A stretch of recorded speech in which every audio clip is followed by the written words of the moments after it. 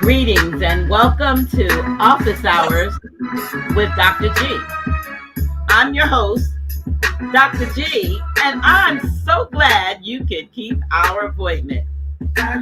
Now, my guest tonight, Kevin Barringer, aka Magus 9, is no stranger to you and definitely not to Office Hours with Dr. G fans. He started off as a Christian and found inconsistencies and contradictions in the church and the Bible as a child. And after not finding answers to his questions about the church, he prayed to God, the universe, to just show him the truth no matter what it was. Soon after this heartfelt plea to the universe, he was introduced to alternative knowledge by way of a book called The New World Order by Ralph Epperson, which led him down a 25-year path of extensive research and study into a multitude of topics from ancient world, Moorish history, secret societies and symbolism, movie symbolism, the Commission, mystical, metaphysical sciences such as alchemy, astrology, and the science of melanin, political sciences and world governments, esoteric fitness, nutrition, to Aboriginal constitutional and police stop law. Now, Magus 9's mission, aka Magus 9, Kevin Barringer, is to pass on the information the universe has entrusted within him to help restore, elevate, and evolve the consciousness of all melanated people and the world as a whole. Now, tonight, he's going to give us 2022 in preview. What's the 411? Help me welcome back to Office Hours with Dr. G, my friend, and hopefully yours, Brother Kevin Barringer. Hey, welcome. You know the drill.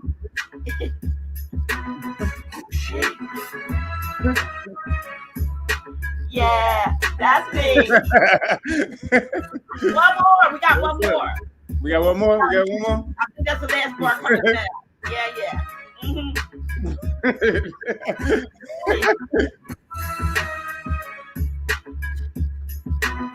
Who's she? Yeah, that's me. Can I get my intro? I need my intro done like that. Oh wow, yeah. Well, we can hook you up. A lot of folks be contacting me that are musicians, singers, songwriters, and so forth. And of course, a lot of folks love this particular beat. You know, right. what I love about it is when the show is over and I'm playing it on the outro. Right. A lot, half the folks are still on there, just right. I'm afraid if I change it, if I put another one on, I might lose my audience. I need that. I need that intro. Anyway, it is good to see you during this at the beginning of this fiscal year. Yeah, this is it. Absolutely. Fiscal year. Money right? year. The money year. year. It's not, we know this is not our new year. Right. we know it's not our new year, but we know this is a fiscal year. And as you can see, I decided to go someplace very warm and sunny. I see. What place is that behind you, Dr. G? I told you, I just kind of imagined myself being like, Miami or somewhere. Okay. And poof, I was there. In Cabo San Lucas. There you go. There you go. Ain't matter. I don't know the East Coast cold right now, isn't it? Yes. But listen, I'm so pleased that I have the honor, if you will, to count you amongst my friends and someone I can call up Absolutely. and just kick it with, and someone who I can. Now, we didn't do this one on the last minute. No, you knew 2 weeks ago you were coming here.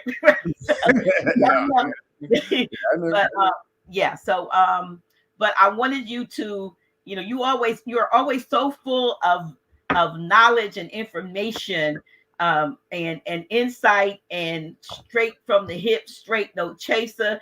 Although we just, we know we use other terminology to be in compliance. Yeah, we know the YouTube overlords. Yes, right. The overlords and the tyranny that we are currently experiencing. But we realize that we are our ancestors who have returned to deliver us from this tyranny. That's right. Can I get a yeah, we did? No. Yes. No, absolutely. Yes, we are. Yes, we are. So I don't create questions a week in advance or even an hour in advance, because I like to be fluid. Right. I like to be, I like to be spontaneous. I like to be able to hear whatever the universe is saying to me at the time, and knowing that, it must be what needs to be said, because what I write last week may not be relevant this week. Right. So with that said, calling this the year in 2022 in preview. A lot of times you're looking at things in review. So you're going back and seeing what happened before. But the most, as a intro to whichever way you want to go with this, some of the things that I have experienced over the last month or so that I've been looking at and having, more insight into was one, Matrix Resurrection. So I did see that, and I've been watching, and I would love to get this brother on the show, so I hope he hears this too. But I've been watching for the last maybe month and a half or so, or two, maybe a couple of months, Rashad Jamal. And Rashad Jamal, I like what he says. He's like, I don't curse. He said, but we use profanity here. So if you don't want to hear okay. It's off my, but when you get past all of that, the young brother is so deep. I mean, he's one of those returned ancestors, he's still in his 30s, I believe, but so profound in his knowledge and his insight. So one of the things that he said recently, I was watching something I think he just did a few days ago, because he had been under the weather a little bit. And I'm saying this in case it's the case here. Right. He said, when he talks about, he said, we need to stop calling people trolls that come on our channel and start to, make all kinds of, negative comments and try to stir up all kinds. He said, they are not trolls. He said, because if you don't really like somebody, or he said, if you don't like what somebody is saying, who would sit on someone's channel every time they come on just to be angry about what they're hearing, if they weren't paid CIA informants or going route. So I'm gonna start just ignoring folk that I know are getting a paycheck for being on channels and creating some shit. Oh, did I say that? Yeah, that's what I said. You know what I'm saying? Yeah. So we realized, he said that. He said anybody, normally, if you don't like something, you turn a series on. You're like, I don't like that. Do you go back and look at it again next week? You don't like it. You already got the gist of what it is. It's gonna go this way. But if you pay, you go on there week after week, so the ratings go up. So, or in your case, if you out here, trolling the channel or for somebody, then do it so you make sure that you're creating all kinds of division and schism and all that stuff so that you can get paid. So with that, some of those are bots where those are just automatic programs. That is, they can do that. They can program them to write those foul comments, and they just go automatically on their own. So yeah, there'll be some alternative, and they'll just place the bot on your channel and just keep it moving. Yes, right. So I've learned how to.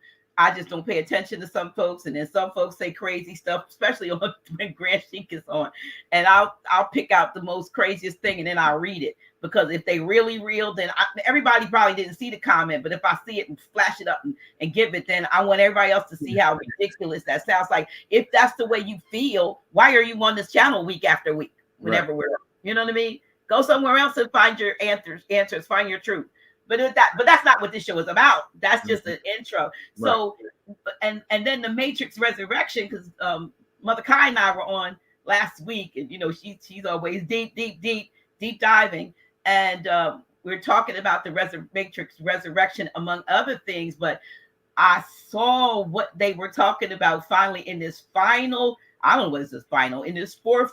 It's the final one because they didn't make no money, so it's going to be the final one. But you know what, Brother Kevin? The fact of the matter is, it was deep. It was, to me, if you had the first one and the fourth one, you see what happened in the beginning, and they were looking for the one. They thought they had the one because he has some types of attributes of who the one should be.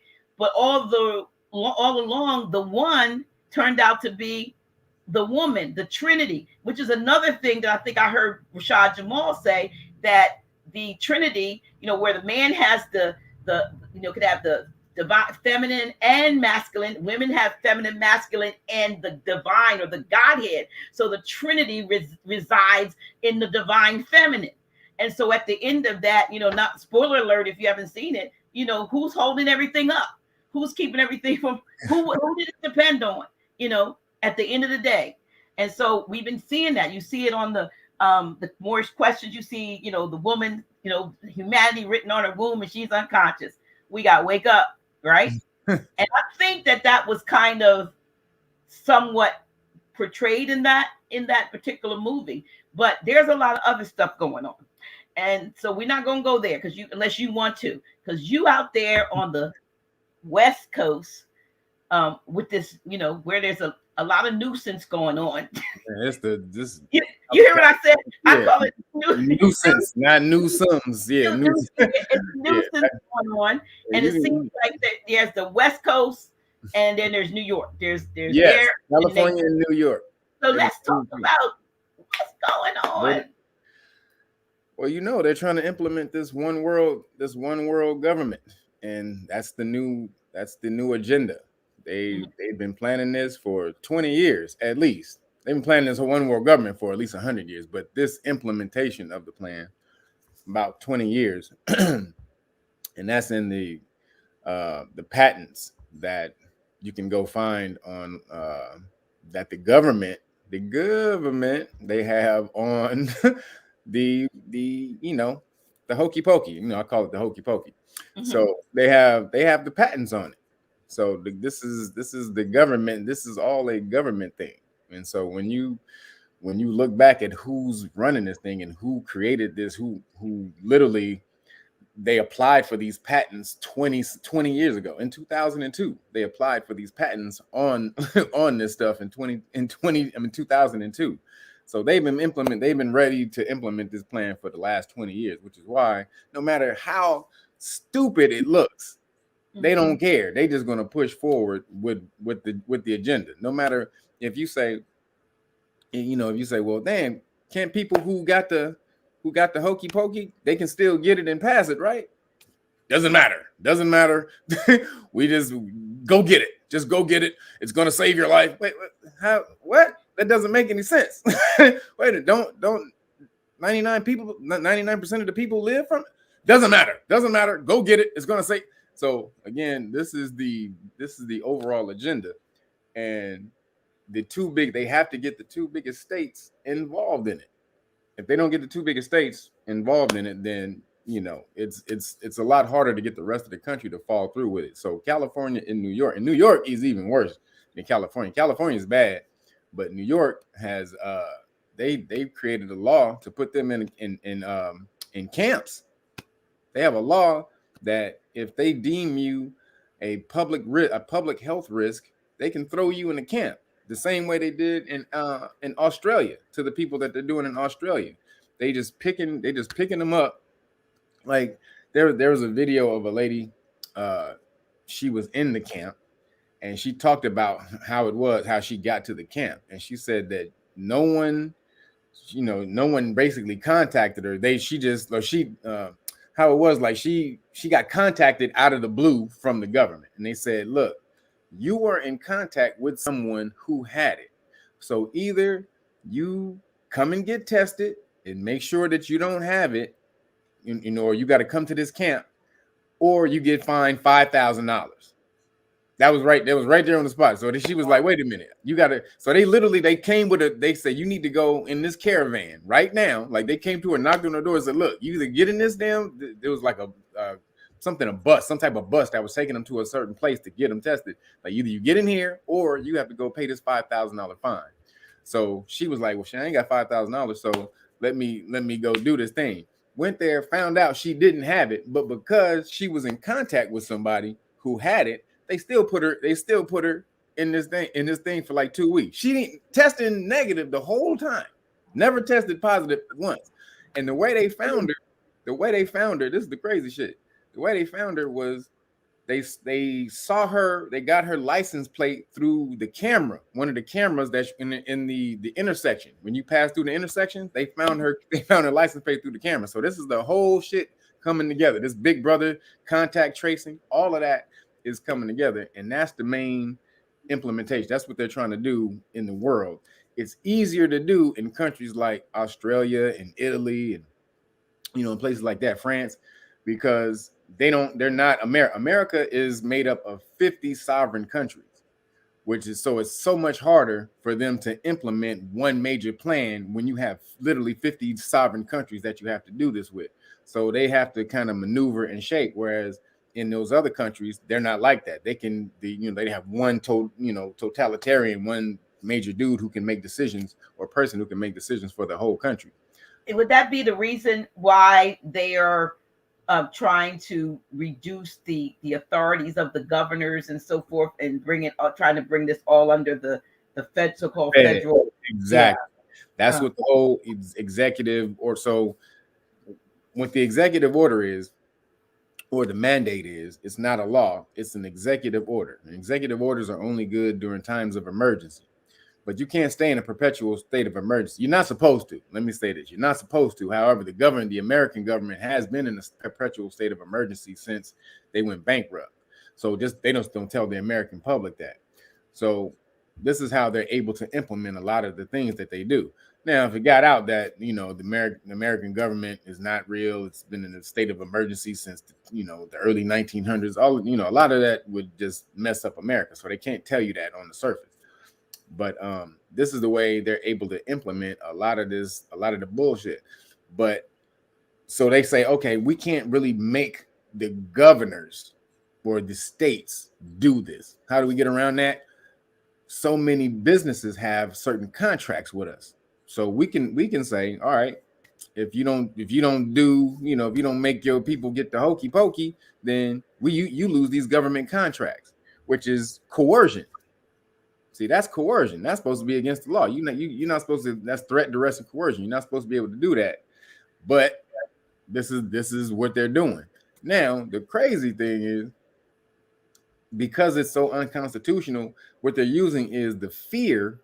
They're using the fear of you melting in the street when somebody breathes on you to be able to implement this whole thing, because they know it's so unconstitutional. But when it's challenged, it's been downed every time pretty much except one in the Sixth Circuit. But every other court has been like, dude, what are you doing? You can't do this. This is against the Constitution. So then this week, this is the ill shit. This week in the Supreme Court, they just did the arguments for the hokey mandate, the hokey pokey mandates, right? The judges, the Democratic judges, they were trying to push the line forward. Oh, there's so many, and they were lying when they were doing. They were like, oh, so many thousands of children have died, like hundreds of thousands. This is Sotomayor. She said 100,000 children have died, and blah. She was lying her ass off. There's been no 100,000 children have died at all. But she had probably going to see a lot of going to be dying from getting the hokey pokey. But what they're doing, they're boosting the numbers, because the kids who do have it, and it's only been something the children. The children. I learned. Huh? I know. I got no, that's okay. The children who are getting it in school, or I mean not in school, but who are getting taken to the emergency room, they're going because of something else. They got a broken leg, or what I'm saying, they have some type of other injury, and because everyone has to get tested when they go in, they're testing them, and then they're finding out, oh, you have this, and so you're being admitted. They're calling it you're with COVID. You're in the hospital with COVID, or with the the boogie V, instead of you actually having it. And that's the way they're boosting the numbers up to make it look like all these kids are all these kids have it. All these young, how about let's call them young stars. Look, again, I'm about transmutation. I know what the word means, so mentally, I know you do. I'm transmuting it. So I don't. So I'm not going to probably go back and say children all the time, because I know what I'm picking on you. I know you know. I know you know. You teach more science. But anyway, yeah. So what you're saying is they're using any excuse that children come in and to give them a test, and then to say whether, are you saying that in a lot of the cases perhaps that they don't even have it? They're there.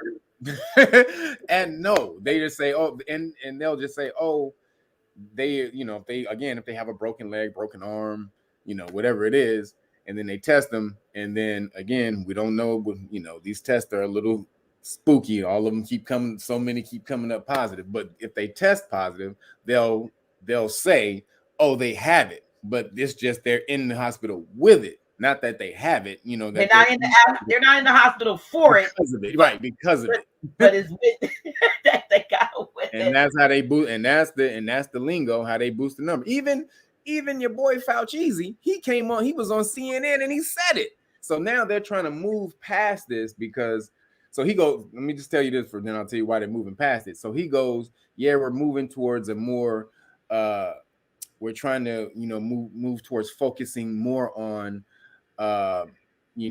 just not focusing on the cases, but focusing on the hospitalizations, because they know they can just focus a big flashlight on cases, and cases. They can do that all day and make it seem like, the cases will never stop. But because we're moving into 2022, this is an integral year for these niggas. Right? They're about to get, this is the primary year. So they have to pull the rhetoric back. All this rhetoric back, because then they looked at the numbers, and basically what's more important to the American public is the economy. 70% of the people was like economy, whereas only 30% of the people was worried about, the boogie V now. Nobody cares about that anymore. So because of that, they have to pull the rhetoric back, and now they have to be like, now they got to start easing up, restrictions on people, because if you're mashing on people, by the time it comes to go to the ballot box, they gonna mash the other people. There you go. So Fauci's like, yeah, most of the case, a lot of the cases, they didn't, we reevaluated, and they actually were in the hospital with COVID, not because of it. And so I'm like, okay, we knew this the whole goddamn year before, but now you finally coming out and say this, because now it's getting political. So this is the whole, now we're going to be in a year now of this primary election, where you're going to see. This is what the midterm election. Midterm. Sorry. The midterm elections. And so you're going to see the a lot of these primaries for the Congress people. And so you're going to start seeing them pull the rhetoric back and not talk about, they're going to talk about the economy and letting you be freer. Watch, they're going to start talking about letting you be freer. So because in the Supreme Court this week, the judges go, when is the emergency going to be over? And they were like,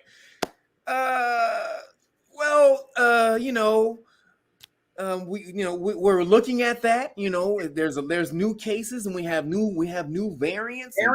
Yeah. Tell me how you can identify and name all of these V's, right, when you really haven't really locked down the first one on the original, one, right? And if they're V's, did you create them when you made the C? Are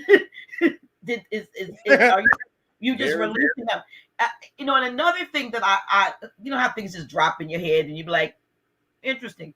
A friend of mine, a high school friend, I found out, who transitioned at the very beginning of this month, so like the 2nd or something, right? Mm-hmm. And I was checking to see when it's, homegoing and so forth. And it's going to be the 31st of the month. And here's the thought that hit me. He's a veteran, right? Mm-hmm. So normally a vet is interred in the vet where, they have veteran cemeteries.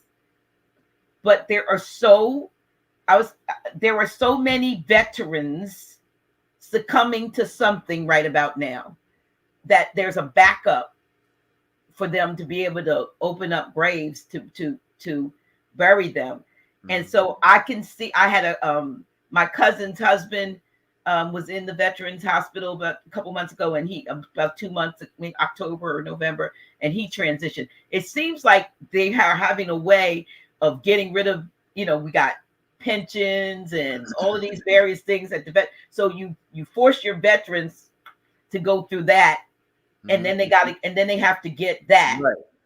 And then they're going and they're checking out. They're checking out in mass, in mass.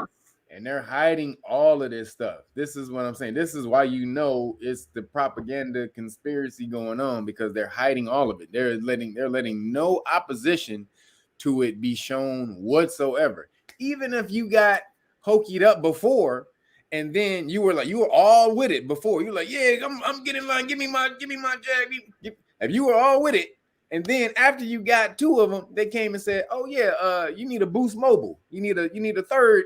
You need a third Boost Mobile." And they're like, "Wait a minute, you said the first two was gonna work. What the?" And then after you get the Boost Mobile, the third Boost Mobile, like your girl Whoopi, see, and she was one who was always talking crap against the people who didn't get it, and then she got her third Boost Mobile, and she got it again. So then you start questioning. You're like, wait a minute, hold up. You said the two, then the Boost Mobile, and that was going to be good. So now when you start questioning after that, they call you hesitant. They call you not, crackination hesitant. Instead of, you know what I'm saying? So there's still there's no opposition. So even if you were with it and you took it, so they can't call you anti. They can't call you anti because you took it. And even if you took three, you're like, I got three of them. How you gonna call me anti? Well, you're what is it? You're hesitant. You're crackination hesitant to take a fourth, right? Yeah. Then of course you have the other argument that I hear is that get the one that came through J. Hopkins. Right. It was a melanated scientist, doctor, or something that created that. I said, but she works for them. Yeah, that's the worst one. That's the least they found. That's the least effective one. It was like only 19% effective. They found out over time, over a certain amount of time. Effective at doing killing. Keeping people from getting or contracting it, or not as effective in taking them out. Taking them out. That's what they meant. Not as effective. Okay. Yeah, hospitalization. So that's why folks were saying, yeah, if you got to get that one, because But still, the fact of the matter is, there's a lot of history with that particular institution that goes way, way, way back of other experimentation and things that didn't go well for certain indigenous melanated folks. Mm-hmm. And it was created right down this East Coast area where I am. Mm-hmm. This corridor is really a hotbed of things having come through the government laboratories and things, Maryland and that between that Maryland DC area, a lot of stuff. That's where all the bullshit is going on, right in your little area. That's where all the little secret society people are. Okay. I don't know why. I guess that's why I chose to come back for this, and be right here. There. All right there. Right up here in the area of this stuff. And then to have, the pretender to the throne coming from here. I mean, did I say that? Living here, I guess, if he's still really living, but here, you are in the state where the United States of America is incorporated. Incorporated. The United States of America Inc. is incorporated in your state. I do know that. So this is the thing. So real quick, the Supreme Court. This is why they're about to knock this down. So there's a battle going on inside the governments, and a lot of people don't even know that. And I'll go back to this. Whatever you think about Trump, whatever the hell you think about, he wasn't supposed to be there. He was kind of like a monkey wrench in the works, which is why they were working so hard to get him out of there. But while he was there, he kind of threw this one world government off for about 4 years. With all these executive orders, he came in and he ripped up everything that Obama did. And he didn't even know what he was doing. He just came in and anything Obama touched, he ripped it up. He didn't even know why he was doing it. He was like, he just started ripping it up. Because Obama was supposed to put it together, this one world order. He was the initiator of it. Then Hillary was supposed to come in and see it through. Then these patriot cats on the inside and all that, they kind of rigged a lot of what was going on and got Trump in there. Trump thwarted it for about 4 years, and then they got him out. Now, this is the thing. What he did, a lot of people don't even understand this. The judges who are about to rule against the crackination mandates are the ones Trump put in there. Mm-hmm. They're the ones that's about to free everybody. And everybody be talking. I'm like, look, whatever you think about that dude, right now, the people he put on the Supreme Court are about to the 6 people he got on the Supreme Court, or the 6 Republicans that are on there. He put like 3. But because there are 6 and Trump got those on there, they're about to wipe away with the crackination mandates. When that happens, that's going to trickle down into the rest of the states. If it's unconstitutional on the federal level, then it's unconstitutional on the state level. Mm-hmm. And so that's going to get lifted.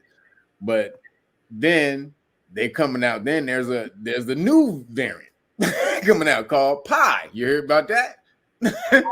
They got something else for your ass when they do that. Oh, wait a minute. Oh shit! Hey, what about this one? They reach back in their bag of tricks and we got this one. Wait a minute.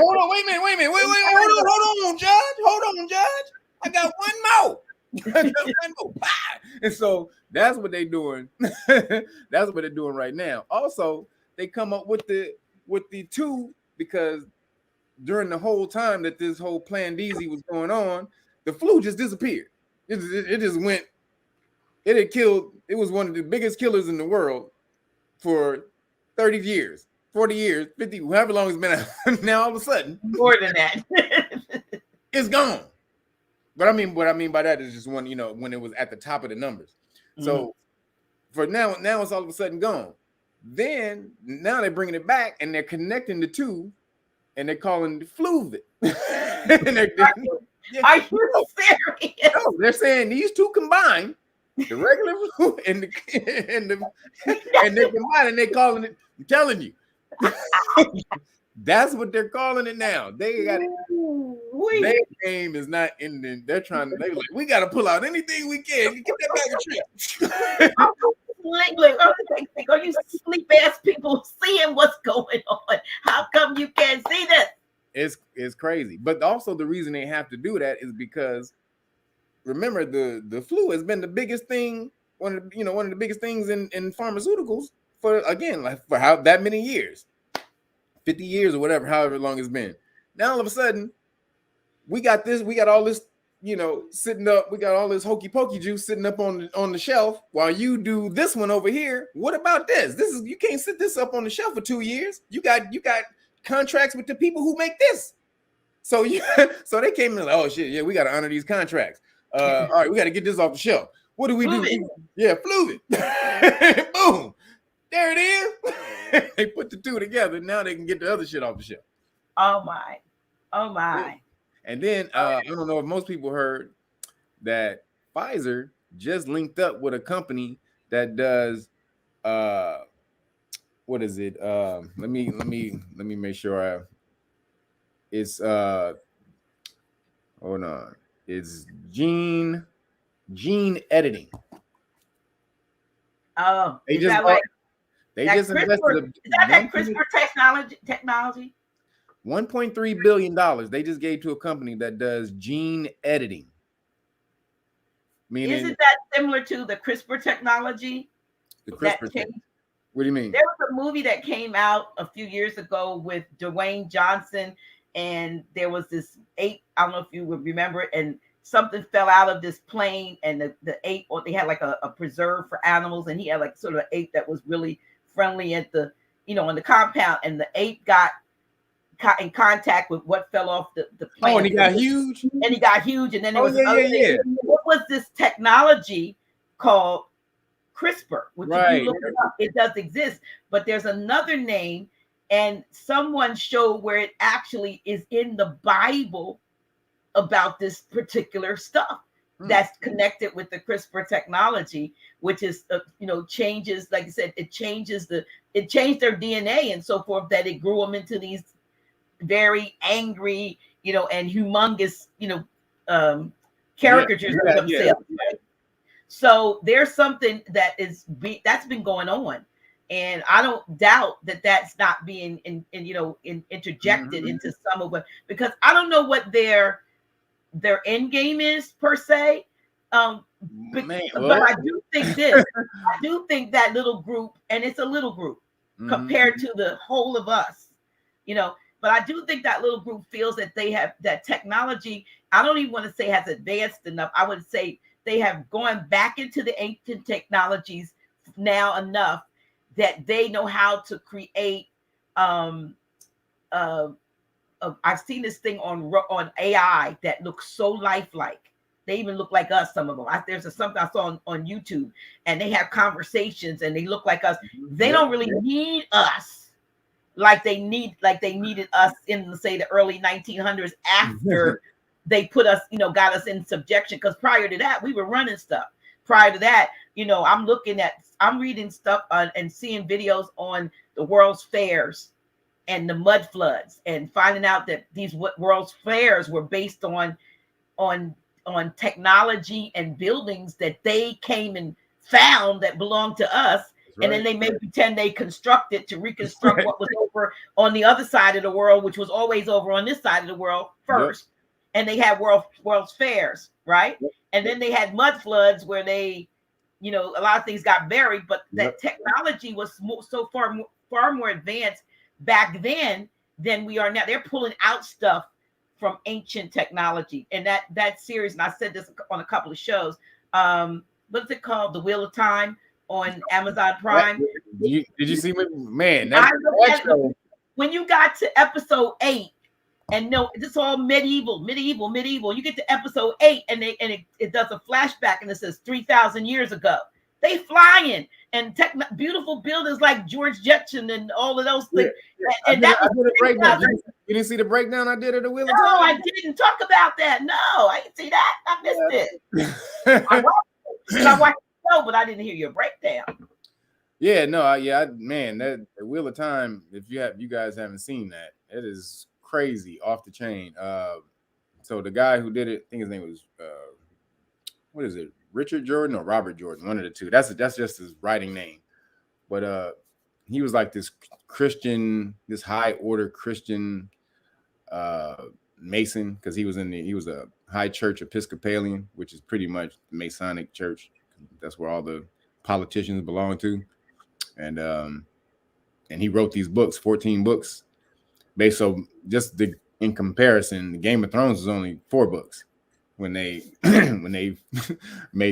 started making the Game of Thrones, you can see that. So like after season 4, that's when they just start making up stuff.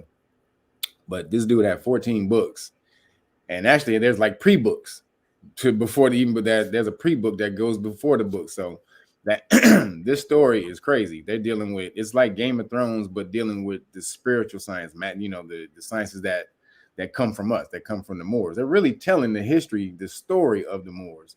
If you really understand, the whole story is about the dragon. They started off, excuse me. That whole story starts off with the dragon who, there was this dragon, in ancient times, there was one who they called the dragon who had great power. And then he broke the world. And then, this dragon broke the world, and they were waiting for him to return in the cycle of life in order to be able to fix the world. So this is the premise of the show. There was a super sorcerer dude who had all this power, and he misused the power, And so then they're waiting for him to come back in order to be able to use the power correctly and fix what he broke. Who that sound like? Sound like us. Niggas misused the power. We had all this power in the world, misused the power, lost it. Now they're waiting for us to come back in order to wield the power correctly in order to fix the world. So that's the premise of it. But the one power, the power that they use is called the one power. And the one power is broken into the divine masculine and divine feminine. That's the yin and yang. And that's how you use the power. And you know, as far as the how the power is how the power is used, the power is broken down into 5 separate powers: water, wind, fire, earth, and spirit. And so men and women can use the power of spirit equally. Men wield fire and earth the best, and women wield air and water the best. And so, but not that each one of them can't wield the other power. It's just it's just harder for them to do. And so in showing how they wield the power, it's showing the yin and yang of the forces. So like the man, so the true power, you got to explain the true power. The true power is like this river of energy that you're able to draw, you're able to draw from, right? You're able to draw from this energy or channel from this never ending river of energy. And that's the way they explain it. And so very few people are able to even touch the one power, let alone wield it, you know, as in, you know, in order, you know, as something that they can use, you know, as far as magic. So basically the river, the river of energy is just a metaphor for consciousness, like higher consciousness. And so when they're using this force, this magical force, like I said, the men have to wield the energy. They have to basically will the energy. That's the masculine force. We have to wield it and will it. Whereas the women, the way they use it, they allow the energy to flow in harmony with the universe. Excuse me. And so that's the yin and yang. The yin and one, you know, force versus, you know, or aggression versus passivity. So how the story went, there was together, these two forces ruled everything. Together they were called the Aes Sedai, which meant servants of all. So together the divine masculine and divine feminine served everyone, right, with their power. And when they wielded the power together, when they used the power together, they were able to create this incredible shit, which is what you saw in the story in episode 8, when you saw the flying, you know, basically they were living in a space age time, because that was 3,000 years prior. Right, that was called the Golden Age. So there was the first age, then there was the Golden Age, and then there's the Third Age. The Third Age is where the show starts off after the Golden Age, like, you know, 3,000 years after the Golden Age. But in there, so again, this is the dragon mythology. Remember the dragon. Those who don't know, the history of the dragon is the Moors. That's any dragon lore that you see in history deals with the Moors, right? Because dragon means what? Dragon, the etymology of dragon is sight, clear sight, or third eye. So anyone who was a dragon was someone who had to be enlightened. So back in the times where you get the Uraeus and Kemet, everything that you see in history that's a serpent is a dragon. Excuse me, everything that you see as a serpent represents enlightenment. But the Caucasian turned it into something evil, because that's, you know, that wasn't their culture. So the reason also, the way you know that it's a dragon, in the Crusades, what is it? Sigismund von Luxembourg was this noble who created an order called the Order of the Dragon. And that order was dedicated to stomping out or defeating the Moor, what they call the infidel or the dragon, which was us, the Moor. So that's how you know that we're the dragon in history, because there was a whole order created to defeat the dragon, which they considered was us. Excuse me. That's where you get Dracula, which is son of the dragon, because he was in that order. And so Dracula's father, so Dracula was Vlad of Wallachia. and he was the principal Lockett, but his father was in the order of the dragon. You should go watch that movie. Two movies. Bram Stoker's Dracula with Keanu Reeves. Why don't and you got to watch the first 5 minutes. That's where the Order of the Dragon. That's where all of it is. The very first 5 minutes, and then Dracula Untold. That came out in 2014. That breaks off the Moors and how people had to pay tribute to the Moors, to the Sultan, when the Sultan rolled up on the land and he demanded 1,000 kids or whatever. You had to pay the tribute to the Moor. That shows that in there. So we were the dragon because people, they saw us as this evil nigga who rolled up on them and aggressively smashed on them. But we were also, that was the depiction of a dark dragon. Also in history, where we were considered the golden dragon, which was, and the dragon. So remember, the reason we were the dragon because of aggression. You know, we with military. The military arm was basically considered the dragon force. We roll up on you and you got my money, you got my you got my kid, you got my tribute, or you getting the smackdown put on you. So that was the dark dragon. But there's also in history the golden dragon, which was the military arm, which would not use force at the beginning. They would try to use diplomacy first. And so a representative of that would be like somebody named Saladin in history, where he would roll up. He was like, yo, can we make a deal before we get into this war and kill all these people? So that was a golden dragon. So in this show, so just to understand, the golden dragon was a person who wielded this energy, this power, this force, but he was of high super consciousness. A dark dragon had the knowledge, but was not of the higher consciousness. They were just all basically aggression. So in the story, now go back to the story of Wheel of Time. You got this dragon who wielded all of this power. He had all this power, and he broke the world with this power. So they're through the show, they're alluding to this dragon, who he was. In the very last show, as you said, they showed who the dragon was. The very first dragon was, and he was a brother. As they showed him, he was a brother. And then on his chest, he had the gold dragon. Again, that represents the enlightenment. So this the symbolism that they throw in here is crazy. So in the story, how the story goes is there's the dark one, and there's the creator, and there's the wheel of time. So you got the wheel of time, the dark one, and the creator. For lack of a better thing, you got the devil, God, and then creation. The wheel of time is basic creation. So the wheel of time represents the feminine, right? So the wheel of time represents the feminine. It's how everything in the universe is manifested. It draws from the one power that never-ending source of energy. It draws from that one power, and it creates everything in existence from that one power. So that's the feminine and the divine masculine. The energy would be for basically considered a masculine force, and the feminine uses that divine masculine force the divine feminine uses that divine masculine for creation, just like the earth uses the sun's energy for creation.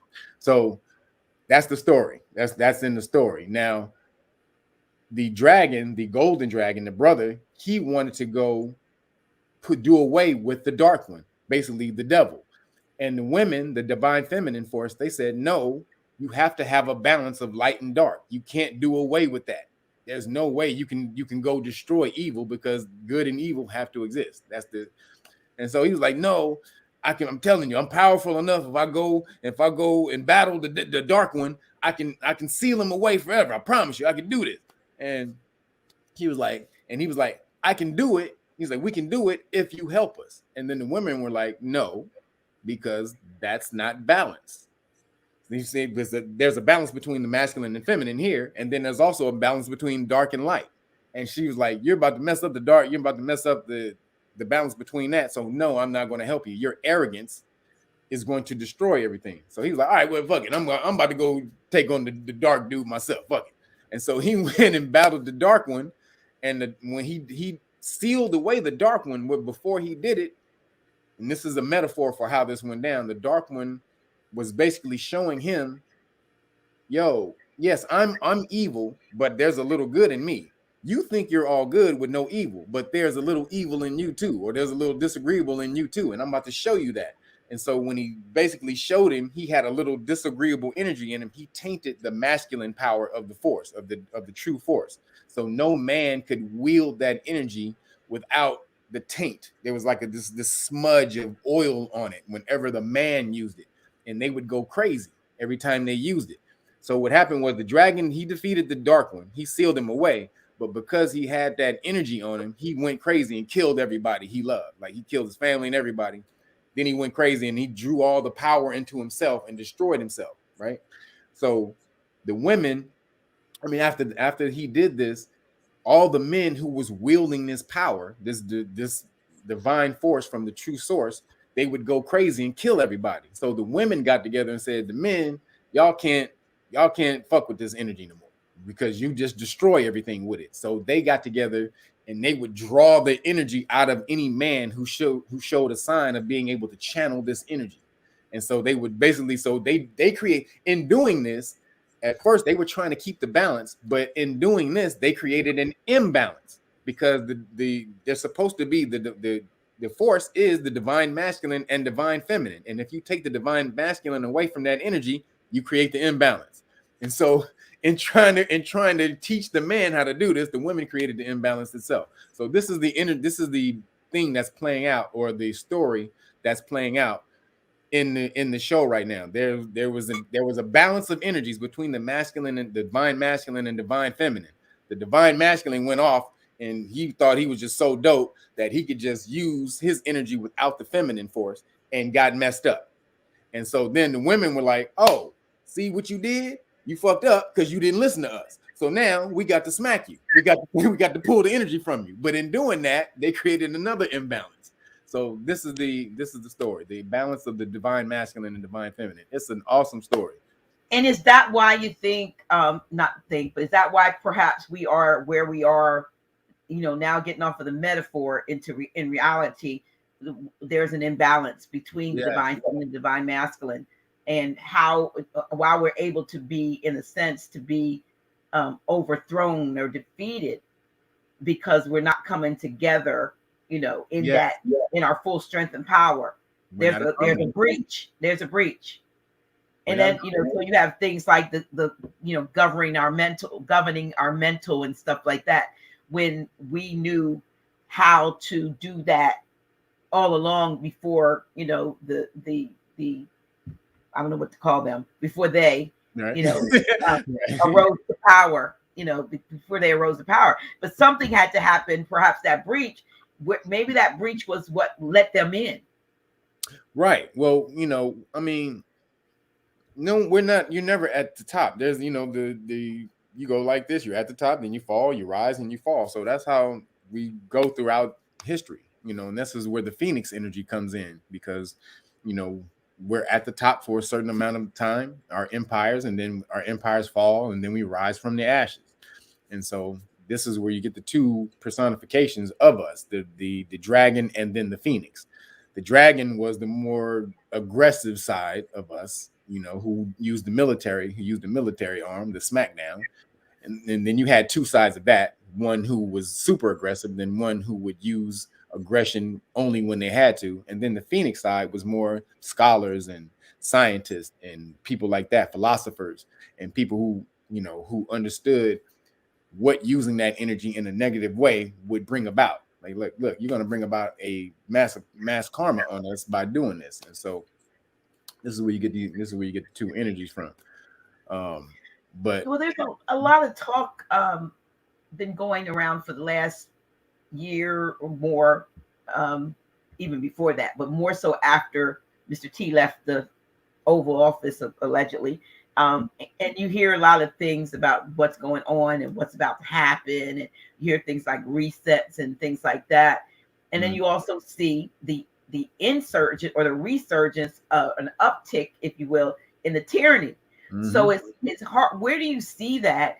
Who could both sides be giving sort of what they would love the outcome to be, even though neither one of there may be at an impasse, and both sides are actually saying, I'm the victor. we're coming out of this, and we're going to get all this new, currency is going to change, and this is going to be, peace is going to, 1,000 years of peace. The other side is like, nope, we get ready to lock you down more. We get ready to take we're going to take you, like you said, of the one who said that they got her in Australia. These things. Where do you see us? Because we're looking at 2022 in preview. Where does your divine mind and insight? What do you see? In the going forward. I mean, and two questions. And what is it that we have to do as a powerful people, sleeping giants? What do we have to do to affect the right outcome? Well, again, this one world government is the major plan. They have to bring all these world governments together. And the plan ain't going well for them. The plan is not going well for them bringing the one worlds together. But the plan has been in effect for so long, they can't go back. So this is their thing. This is, they have to basically, in America being the biggest one on the, the biggest gangster on the map, they have to take America down first. Because if America will never call for a new government if the government is working fine. Like, we don't need a new government for it. My government is working great. So I have to kind of break the government, and show you that the government is corrupt. It doesn't work. The politicians are, they're bought up. So all of this has to come out, and then we have to enrage the people in order for the people to start calling for a new way, a new, something new to come about. And this is why they've introduced socialism to you a long time ago through Bernie Sanders and then AOC. Because what do they call? So Bernie Sanders, when he was in the whole time, Bernie was in office, he was just called a socialist the whole time, the whole 40 years. Then when he ran, he knew he couldn't win under the term socialist because that's a hot topic. That's a hot term. So he called himself democratic socialist. So he had to throw the term in front of that, right?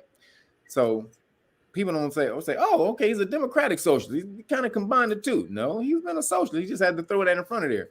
But what most people don't understand is if you go out and you do history, that type of stuff happens before they overthrow a government, before a government is overturned. So it happened in the Bolshevik Revolution in Russia, early 1900s. So when they were overthrowing the government, they introduced something called socialist democrats. See, it's the same damn thing. They just had socialist democrats. Over here, we got democratic socialists. And so right before they overthrew the government over there, it was a group called the Young Turks. And if anybody who watches internet, there's a major news, the number one actually news company on the internet or YouTube is called the Young Turks. It's an internet news program. So, and they're the ones who pushed Bernie Sanders. Basically, they introduced and they were pushing him the biggest during his campaign, promoting him all over the place. And then they're also responsible for AOC, who's also a democratic socialist under Bernie Sanders. So this is the plan they're trying to move you towards. And they call them progressives, but they're really more socialist than that. So basically, that means that's just getting the government to run everything. People who understand socialism, that's basically where the government basically runs everything. They dole out everything equal. Yeah. Everybody gets what they consider to be equal. Like nobody gets to have the capitalism. You can't go out and make $2 billion on your own because you're only allowed to have 50,000. So the rest of it, right? Yeah, you get this money, then you got to get the rest of that to the government. We get the rest of that. You take $2, we get 100 million. You take $2. So that's where they're trying to push this government towards. They've been doing it for so long, and now they've implemented that plan, and they got a lot of people on their side when they were pushing Bernie, right? So what the thing is, the only way they can implement this is if you don't know your rights. This is the only way they can do this. Is with people who don't know their rights. Know your rights. Yeah, know your rights. The only way I can rob, if you not say I use this metaphor all the time. If you got $1 billion in gold under your house it's going to be easy for me to steal it if I give you tickets to the Bahamas. I say, hey, you know what, man? You want to go to the Bahamas? Here, take the Bahamas for the whole family. You know what? You want to stay? You can stay at the Hilton. You can stay at you can do everything you want. Why you gone? You had no idea you had $1 billion worth of gold under your house. I'm excavating. I'm paying for your trip with your gold under your house. I'm snatching that, and you come back and you had a great vacation, and you gonna have no idea that the gold, that was basically the foundation of your house, that I done ripped it all out. And how long before the house falls now that I done ripped all the valuable foundation of your house out? So that's basically what your rights are like in America. They're the gold, platinum foundation of how this whole thing is standing up, and they're slowly snatching it from you. Here, just by fear. Oh, you give up a gold brick with every fear that they throw in front of you. Hey, man, you're gonna die of this. You sure you don't want us to take it? Yeah, please, government, go ahead, man, take it. Here, you want my gold bar? and you handing out all your gold bars because the government is gonna save you when you're gonna die any goddamn way. They can't save you from dying. You're gonna die any goddamn way. So they can't determine that. But, they know if I slowly erode and make you think you're going to die, but fill your mind full of fear, and the mind full of fear has no room for its own thoughts. So if I pump you full of this, I can slowly erode and take away your rights where you don't know anything. And that's literally the way out of it. That's what's going on. And that's the way out of it. Most people right now, especially in America, you don't have the luxury of, the people who came before this, the generation who came before this, because there was a generation who had to smash out. You had from Jim Crow to the civil rights movement. And melanated people was getting smashed in America. That was a staple. You would get hung from trees, and dogs sicked on you and whole water hoses. We had it hard as hell in America. Then right after that, toward the 70s, we started coming up of it. We started getting freer. And then the civil rights movement happened. We got some rights and this and that. And then we started chilling back. Like, oh, yeah, nigga, we got some rights, my nigga. Oh, thank you. Thank you, Jesus, for these rights. And then we start resting and not doing anything. We stopped being active in understanding what those rights are and taking the power in those rights. We start chilling. And so now we had a whole generation of people who hasn't done anything for the rights that they're using, that they had been sitting back just using, just like somebody freeloading on the couch. So now it's coming time to where now you have to do something for these rights if you want to keep them. If you don't want to keep your rights, sit back and don't do nothing. But right now, this is the time that you got to go back and do some shit, do the work that your ancestors did, because they're the ones that got beat and smacked and did all of that, and you living off their work. Now it's your time. You got to put the time in right now if you want the next generation to have the same freedoms that you had, and you don't want to lose it. You don't want to lose these freedoms that in the last part of your life. So this is what we're going on right now, and there's no way around it.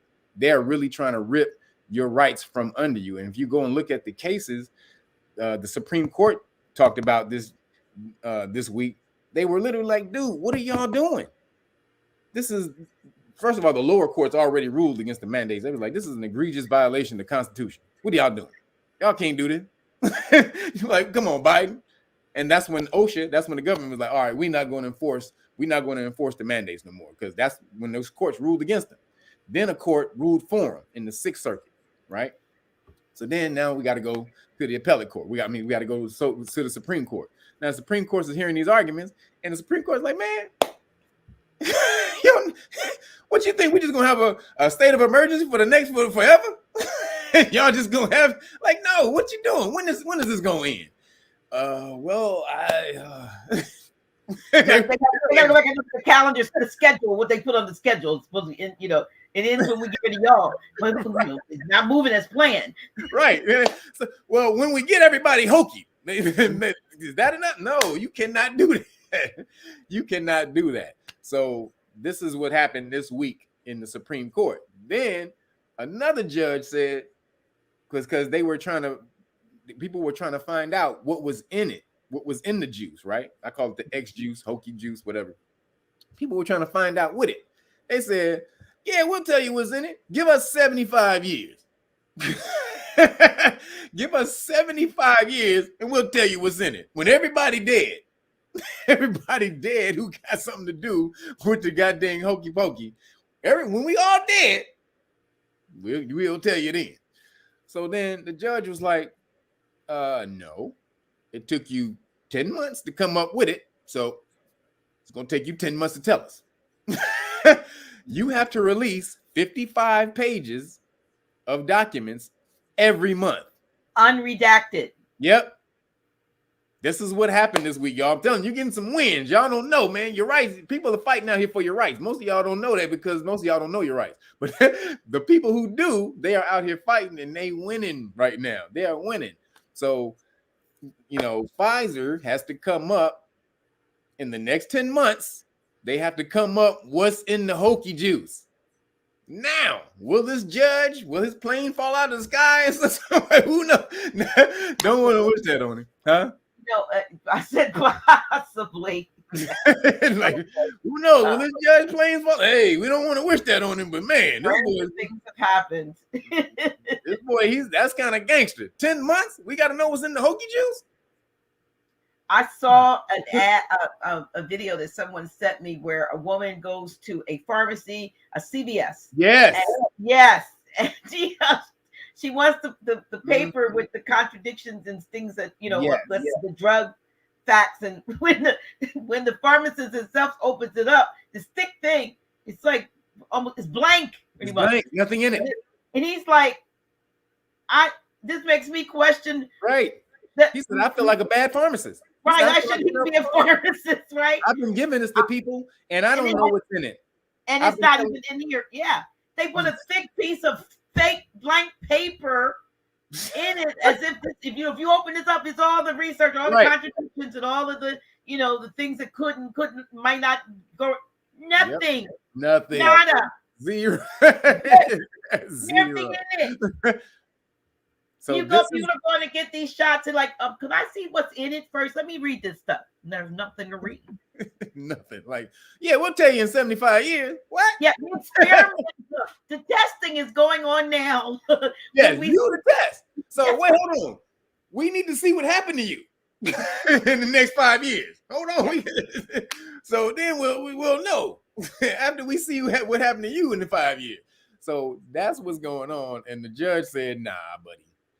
So we'll in the next 10 months is going to be real crucial to see what happened with these papers and what comes out. But there are major wins going on, but we have to keep this going because what you have is the patriot. There's a lot of these patriot cats who are in the government and Trump put in place who see what the corporate Democrats are doing, and they're trying to move it to. It's the corporate Democrats that are trying to move it towards the socialist government.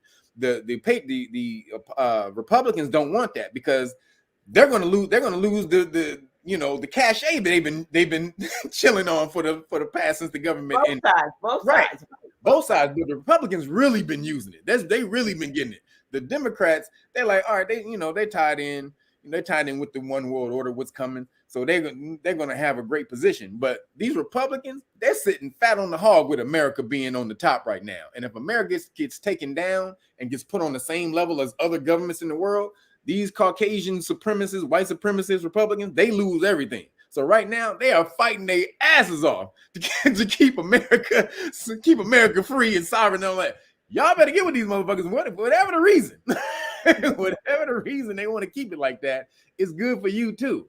Because America is the last place where that has that type of freedom because it's 50 sovereign countries. And unless you know that, they taking that shit from you.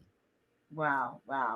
I used to think, and I've said this before recently, I used to think when I was studying the Bible and all of the things, I kept thinking, and here's the prophecy and Revelation and various books that had prophetic, overtones and so forth. And I was like, well, where does America figure into all of this? Because we're over here, we're reading about stuff that happened somewhere over there, only to find out that over it was always over here. Yeah. And the over there is the fake stuff, and the over here, yep. So yes, we do figure into a lot of things that we thought was somewhere in another country, in a distant land, in a distant time. And but there was always I'm not even sure what scripture it is, but it said something about this is the generation. I think something like this is the generation, oh Jacob, or something that seeks thy face, and it talked about this generation.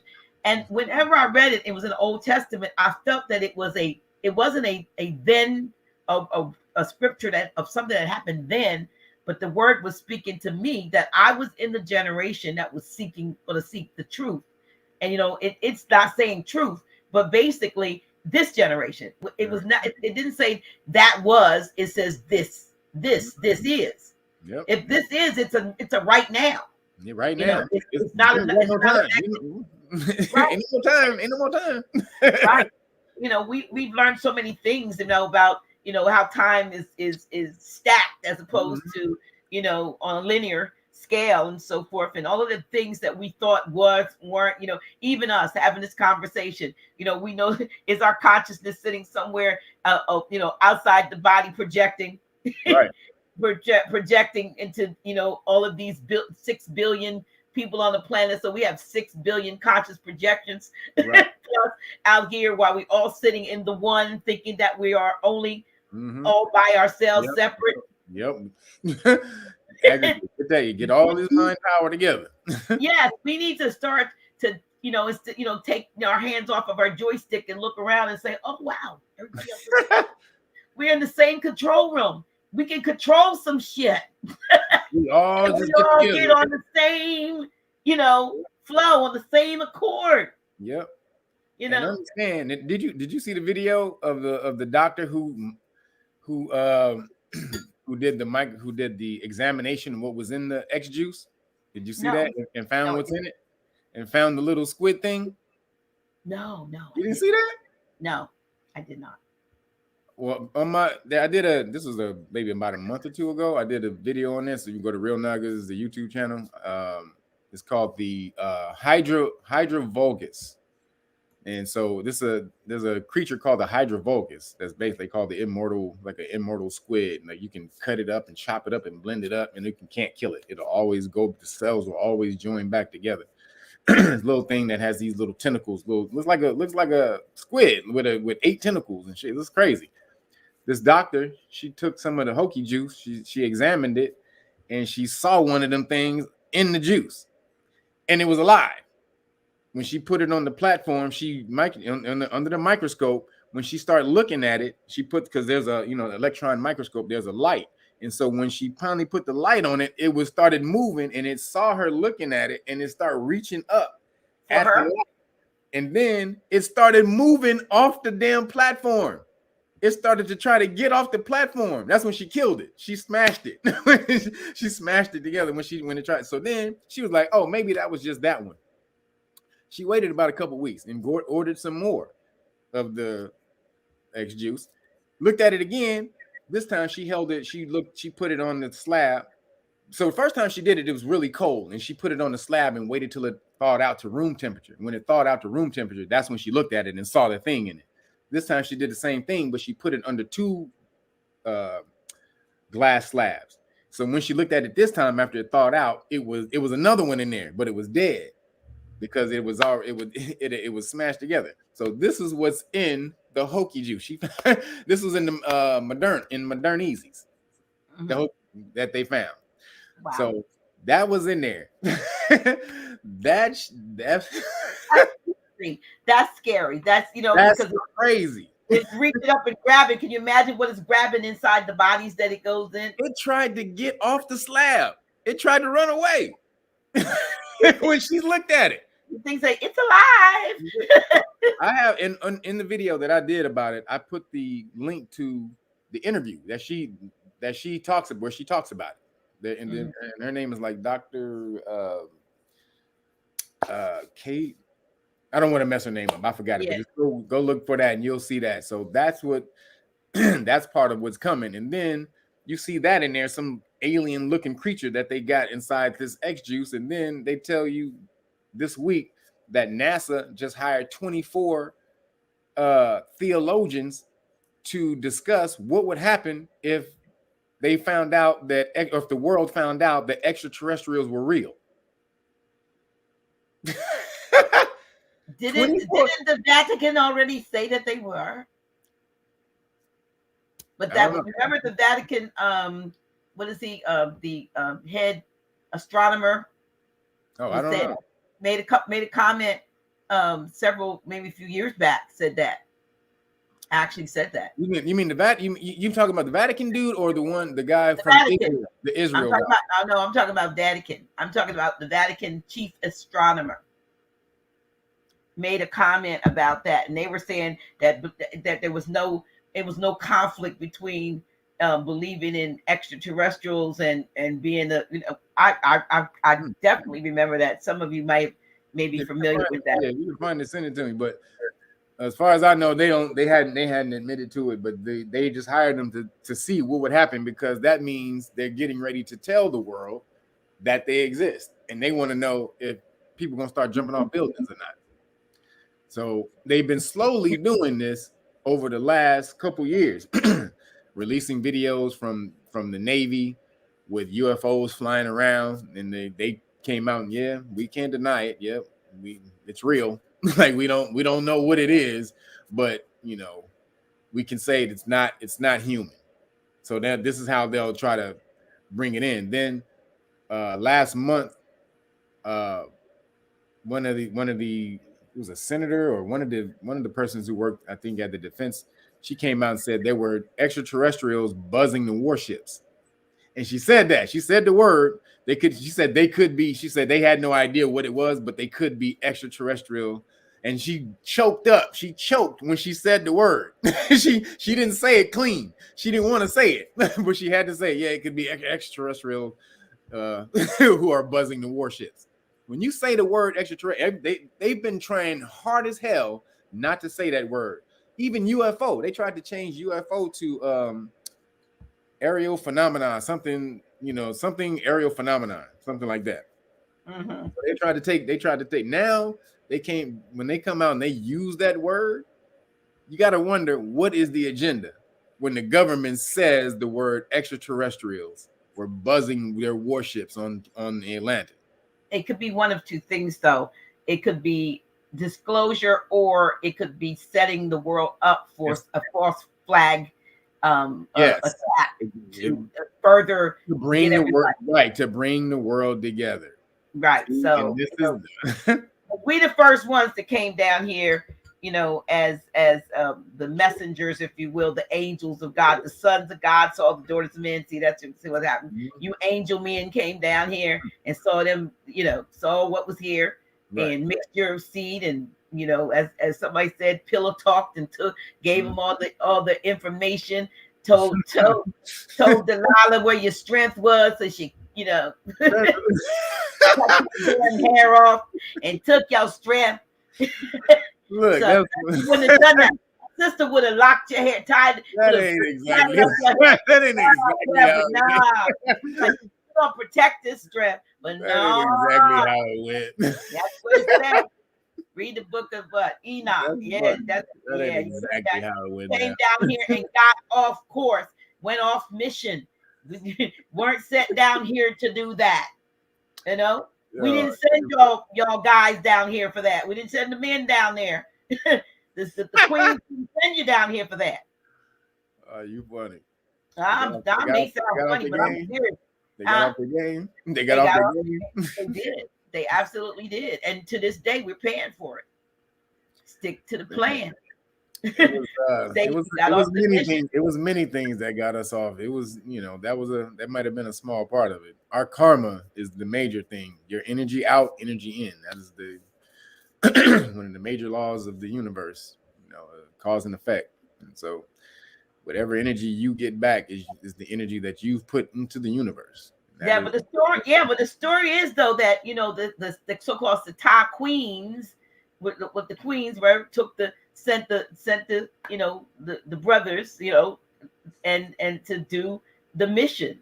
And if you were sent to do a mission, I'm not talking you personally, but they were sent to do a mission, and then you get this story in the Bible, little brief piece in the Bible, because they don't go into depth in the part that they've canonized. They just mention, the sons of God saw the daughters of men and they were fair, and they went into them and there were giants in the land. But then you would get in the book of Enoch, see how far they went in, and what did that wrought, as a result of them giving the training and teaching and giving our skills and secrets and so forth to them. They then passed it on to their sons and their other what you gotta remember that story is not real. That's the retelling of the Anunnaki. So when you talk that's a retelling of that, but from a standpoint of just we came down for a mission, you all, and got off track with something, okay, and that has been the downfall all along ever since. Right. The way the story goes is that the Anunnaki, after they made humans, they had sex with them. So that's where that comes from. The Anunnaki was supposed to just make a worker being and then not have sex with them, but the Anunnaki started having sex with the worker that they made. This is in the story. Who knows if it's real? I'm just telling you the translation. Where do you think who came first? You think the Anunnaki allegedly came down here and there were already beings here, right? No. No. Not. Who knows? I'm talking about the story. Again, we talking about the story. The story was that they, again, Anunnaki means those who came. So An or Anu. Anu came from heaven. Yeah. Or came from the heavens. Saturn. Right? An or Anu in ancient Sumerian was Saturn. Okay. So they Anunnaki came from means those who came to Earth from Saturn. Okay. You break down the term. All right. So, I'll give you that. So but my understanding is that there were beings of some sort here, and they were trying to get them. They also had their own workers that they brought with them. The workers was like the EGG didn't want. They had a revolt, right? Yeah. So they had a mutiny on the mountain in the mines, and so they were like, "We ain't doing this no more. Get somebody else to do this." And then the Anunnaki said, smack the EGG up, and then it wasn't a lot of them left after the war between the EGG. So it says they took the beings that were here, whatever those beings were, and but they seeded. But the beings that were here were also because of the Anunnaki. It wasn't just being. They seeded the planet with spores in order for life to grow, and then after that life reached a certain point, they took that life and then started performing experiments on that life. But they had Anunnaki would be a god, so to speak. In terms of what we would know as God, that's who in the ancient stories who came down and created humans, because after they had the war with the EGG, because the EGG they didn't want to do the work no more. They was like, dude, this shit hurts. They went to the Anunnaki. Was like, nigga, this shit is hard. And the Anunnaki was like, dude, get your ass back in the field, nigga. Start doing that. They was like, no, we're not doing that. And they were like, oh, word, okay, let's just show you who the big dogs are. And so then after that, that's when they had to create us in order to finish the job. And so that's where. How about they were us? How about the ones that came down were us? How about they were melanated? They were, but they ain't like us. They way more advanced than us. They were more advanced. They were bigger. They were huge. But as things happen, how the mutations and so forth, we shrink. Now you see those big pictures, and you see those great big sculptures, and you'll see, they sitting on a throne, and everybody around them is like standing up at their kneecap, maybe, and they're not even them come to their knee, and they look like little ants. So they were big us beings. So I'm big up in us. We look like them and everything. We're their creation. We look like them and all of that. However, they're far more advanced than we. I just want to say that these weren't these stories you see Jupiter rise, ascending, and all that, and you got all these pale faces. No. That's not how it happened. Not at didn't all. go down that way. No. I went to film school, so I do. They teach you in film school. They teach you film symbolism, and so most people, if you don't understand, you guys need to become symbol literate in order for you to understand what's truly going on, because this is their contract. This is the way they get past the contract is The karma, karma contract. Right. I don't get the karma behind it if I tell you what I'm doing. Right. Karma doesn't follow. So if I tell you and you come and you voluntarily go along with what I'm telling you, then that's on you. So they'll give you two options. They'll say, all right, they'll tell you the truth over here, and then they'll tell you the truth over here. This is all right, we're gonna give you this, but this is very small. They'll focus the light on this, very little light on this, but it's the truth. And then over here, we're gonna get this big ass light. We're gonna find the spotlight. We're gonna get all kind of lights on this bullshit over here. But over here, we did tell you, just so you know, it's a small little. But over here, nigga, look at this big top over here. Nigga, look at this food jumping up. You got the spectacle going on over here. So you focused on that and not on the actual truth. So then it truly is on you when they did show you both, but you were, so enamored with the spectacle that you missed out on the real deal. And this is how they tell you in movies. They, all the symbolism. There's a movie called Red Handed. And I've been hipping people to for the last year. Came out in the end of 2019. This has to do with the pizza thing, with the gates. Yes. So if you guys don't understand, you all of that, the politicians in Washington D.C., they got this little, this trafficking thing cracking off. Allegedly, they got this little trafficking thing. This is what came out in the Podesta emails when they were hiding all the, they were doing the codes, all these words for these code words, pizza and ice cream and chicken and all that were code words for, the youngins. So there was a movie. And so basically all this was, this goes back to Saturn. We talk about Saturn. And so the whole world is under the worship of Saturn, which most people don't know. And we worshiped Saturn too back in the day, melanated people, but we worshiped Saturn when Saturn was our sun. Saturn was the stationary or the immovable sun, that we thought it was our sun because it stayed there in the sky. It was the Atum Ra, the immovable sun. And so when the planets started to move around, Jupiter overtook Saturn. Saturn fell to the lowest hemisphere. Excuse me. It fell to the low hemisphere, and our sun, our actual sun, came out, and we were able to see it. Then that's when we started worshiping that sun. And we were like, oh, snap, that's the real dude. We was following the fake dude the whole time. Excuse me. And so, then that's when we got, that's when we were on sun worship. And this is where you get the lore of the Darth Vader or the Dark Father fall into the dark side. And then Luke Skywalker. Luke is L-U-C in Latin is light. So Luke means light Skywalker, which the light that walks across the sky, right? Which is the sun.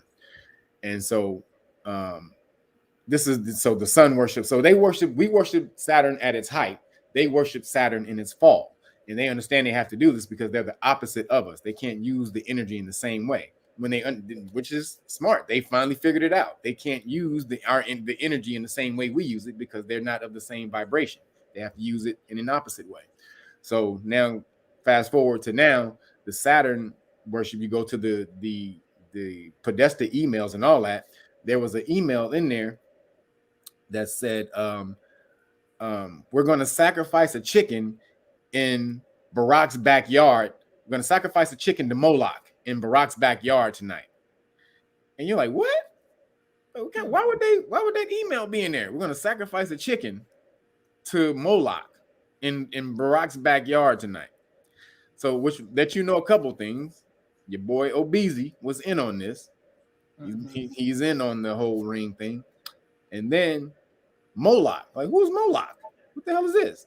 So Moloch is the ancient deity that Abraham was going to sacrifice his kid to in the Bible. But Moloch also is where it produces the word Malik, Malcolm. So also where you get the word king comes from Moloch. So, that's the deity. So Moloch is also representative of Saturn in ancient history. Moloch is Saturn in ancient times. So they were talking about sacrificing this, and in the emails, the chicken allegedly was a code word for a child, right? Mm-hmm.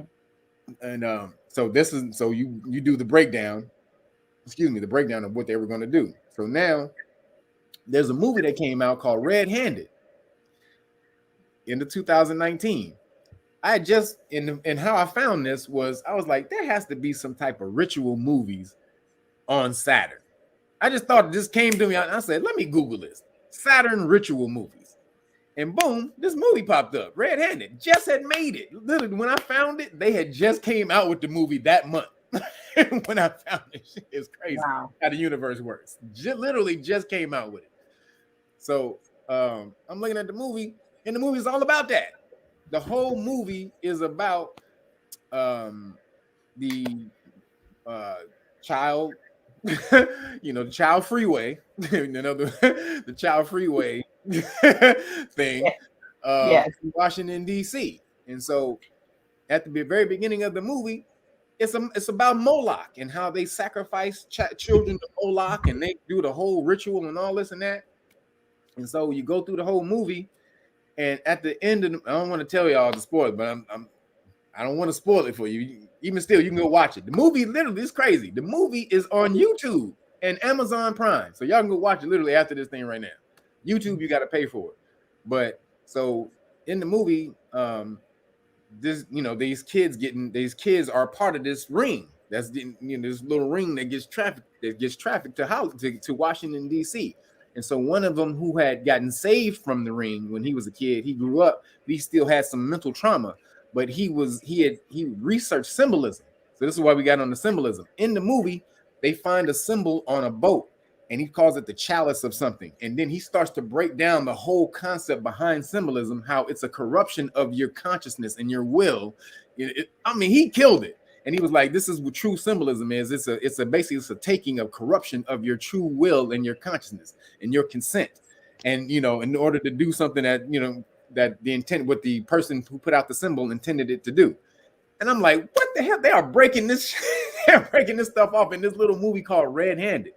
Then you fast forward, they have a ritual with the little child in the movie with the grand priest of this little order, this evil order, this Molochian order. He's a politician, a senator from Washington, D.C. And he tells the child that he tells the child, you're gonna come with me to Washington, D.C., where you're gonna live out your formative years, live out your formative years indulged in every earthly pleasure. Basically, your formative years. Basically, as you're growing up, we're gonna make you a child sex slave. Basically, is what he told him. And so you got to go watch this movie. Is sick, but it's showing you the whole that whole ring, because that movie. You figure when you look at the movie, you go, who is this movie made for? Like, why did they make this movie? I'm surprised that they would let something like that be, made public, especially in light of all of the things that came out that they were trying to refute. But that movie is made for the industry, though. See, they make movies. Just being in the industry, they make movies like this because this movie cost at least a good $2.5 million, $2 million to make. So they do movies like this. These are movies that are made for the people who are in the industry. They're not necessarily made for the public to see. These are the rituals that they'll play at their parties and their rituals. They'll make these movies, or for new people who they induct into their orders. They show them these movies, and this is what we're about, and shit like that. Because there was no publicity on that movie, and the people who were in that movie were some Hollywood people. Michael Madsen, he was in Kill Bill. He was the major dude in Kill Bill. One of the dude who produced it and directed it. He was a major dude. Michael Cassavetes has been a major player in Hollywood for 40 years. So you're like, how the hell? Why are these big dudes, these big time cats making this movie like this? Hear nothing about it. But when you watch it, you'll see why you didn't hear nothing about it. It's all about the serpent, man. Go watch that damn movie, and you'll know that that ring shit is real in Hollywood and Washington, D.C. So, again, and you may have answered it, and maybe I didn't hear it. Just tell me if you did. I want to know from your perspective what we need to do to bring, to change. We have enough power and energy. I know I was saying something about, look to your left and look to your right, let go of your controller and say, we need to grab onto the same thing. But what do you feel we can do on the short term, we know the Supreme Court apparently is doing some work, to kind of push back. What can we do energetically? Because a lot of times, I don't think protesting, it's not going to help. That's definitely not going to help. No. It's the stuff we have to do in secret. Don't believe in protesting. That is no. Activist book. That stuff don't work. You need to know the foundation of how this stuff moves, and that's going to be the law. But really, you got to get together first. Like, so it's twofold, and actually, it's not first or second. These two things kind of have to happen simultaneously, and so they know you're disaggregate. If you're not together, then it's easy for me to manipulate you if you're not together. And the vehicles that are going to run everything in the future are organizations, corporations, foundations, trust, things of those natures. And so you're going to have to get together with people and start creating those vehicles if you want to be able to move in this new future.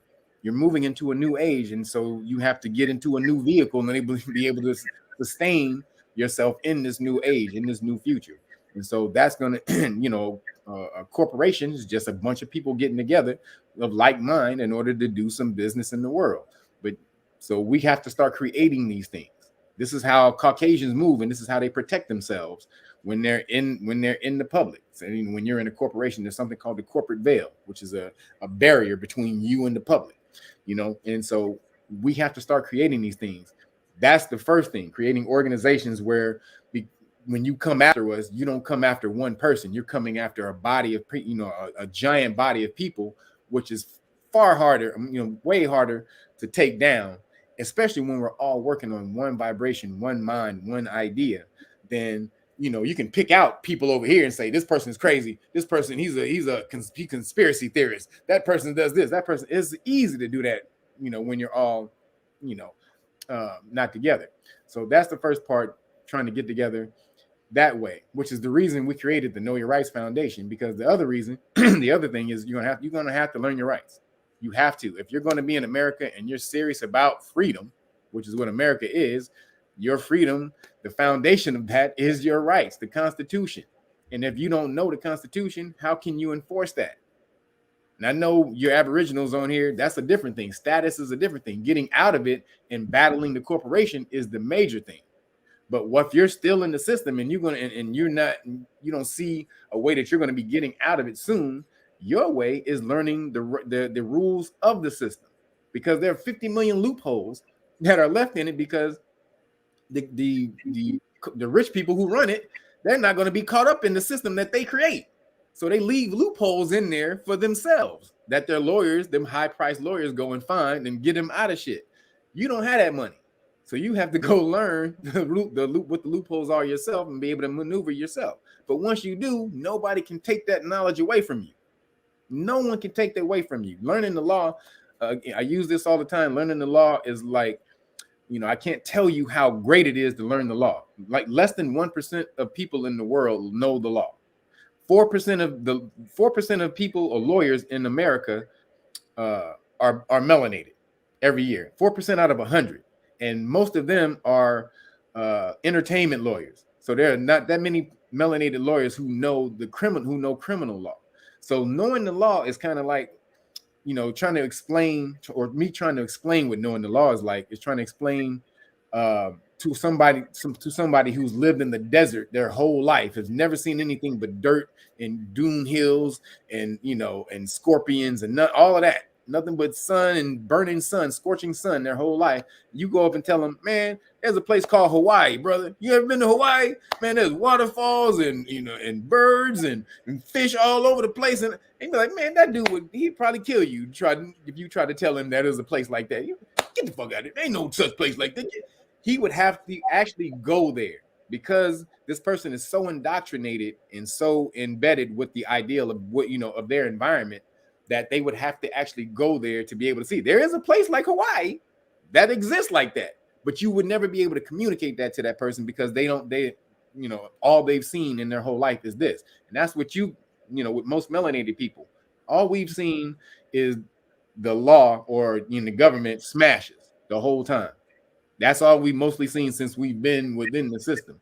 And that was basically something called, that was a plan. That was something called bulldozing, where you get the word bulldozer.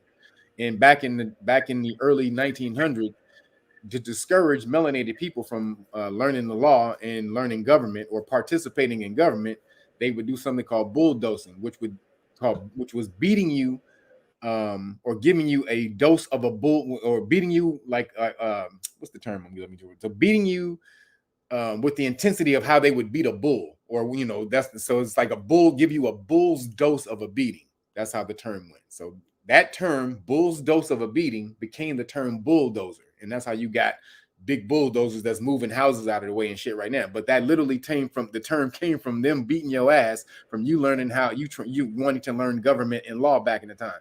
So that's genetically embedded in us. That fear, man, the government ain't for us. The government ain't gonna do nothing else. That's because we had that fear of when we did try to learn the government and participate, or learn the law and participate in government, it was beaten out of us. Right now, though, you have to understand that is your shit right now. Learning the law, I can't explain to you how understanding and knowing the law will help you. But if you find people who's taking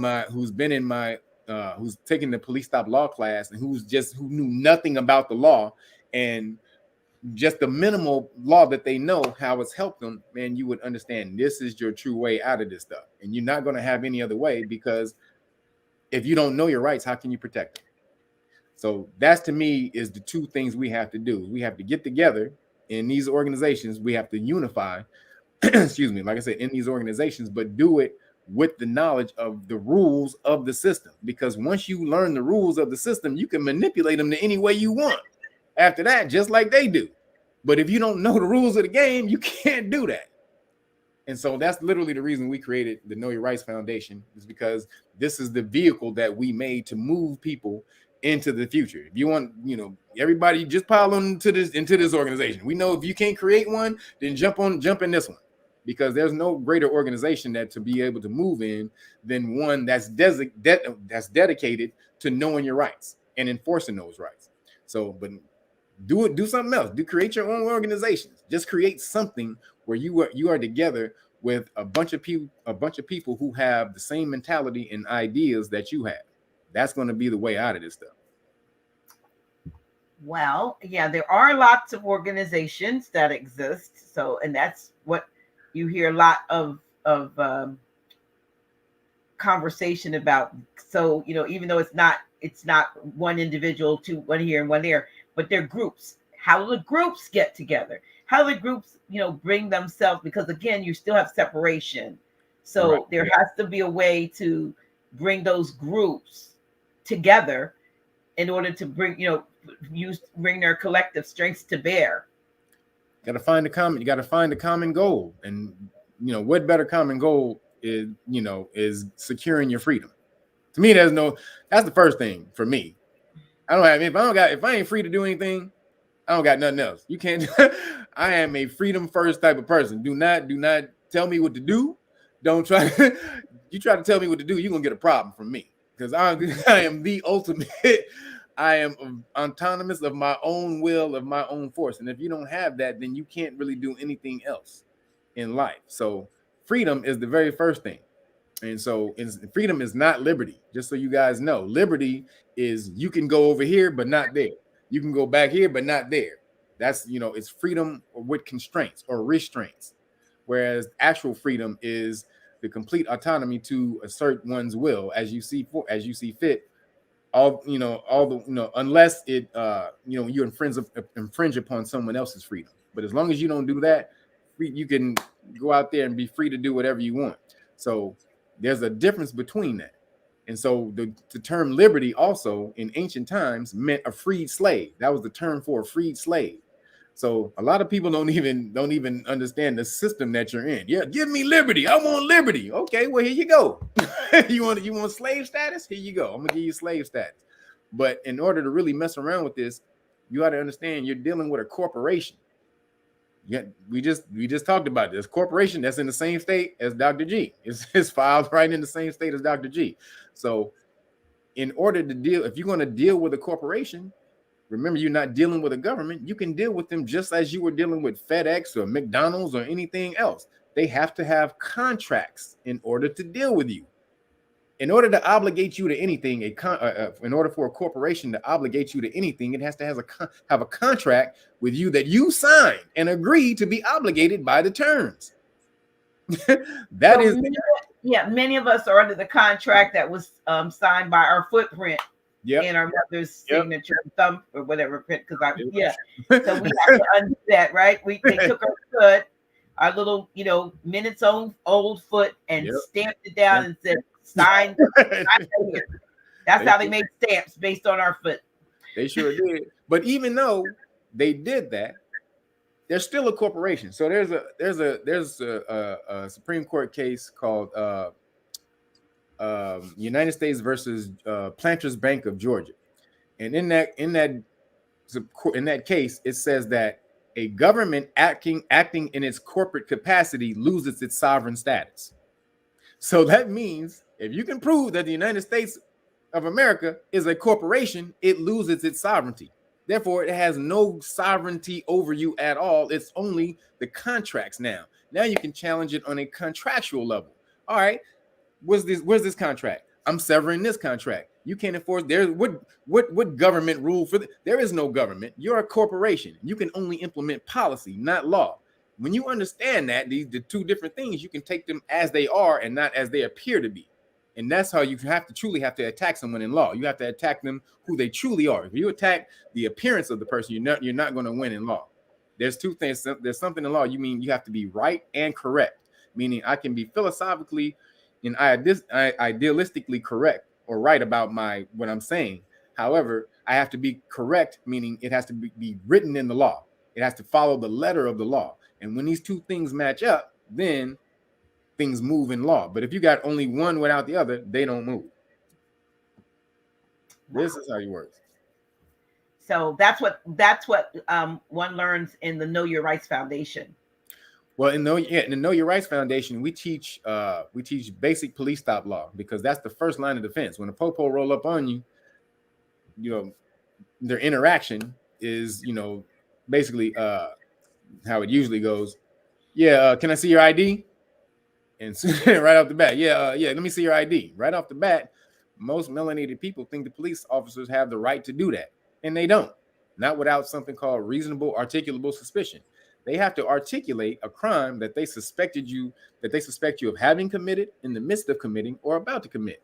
And if they cannot do that, you don't have to do anything a police officer says. Period. That's the Supreme Court, Terry versus Ohio. So most people don't know that. Then also they don't know that you don't have, when a police officer walks up to you and they detain you, and they immediately, what they start doing, they start patting you down. Like, they can't do that either. The only way they can do that is if they suspect you of having a weapon and you being dangerous with that weapon. Then they have to be able to show where they think the weapon is, and they only able to pat that area down. They cannot go in your pockets without probable cause. But most melanated people, because we think that we don't know that, we'll let them go all in our pockets and rub on our genitals and all that and go down. You let them just violate you all day long because you don't know simple law. And they know you don't know that, so they're going to violate it. There's a video of them pulling over some kids. And because these kids look old, the kids were like 15 or 16, but they're, we look, our melanin helps us to look older and younger, which is crazy. It helps us look older when we're younger, but then when we're older, it helps us look younger, which is crazy.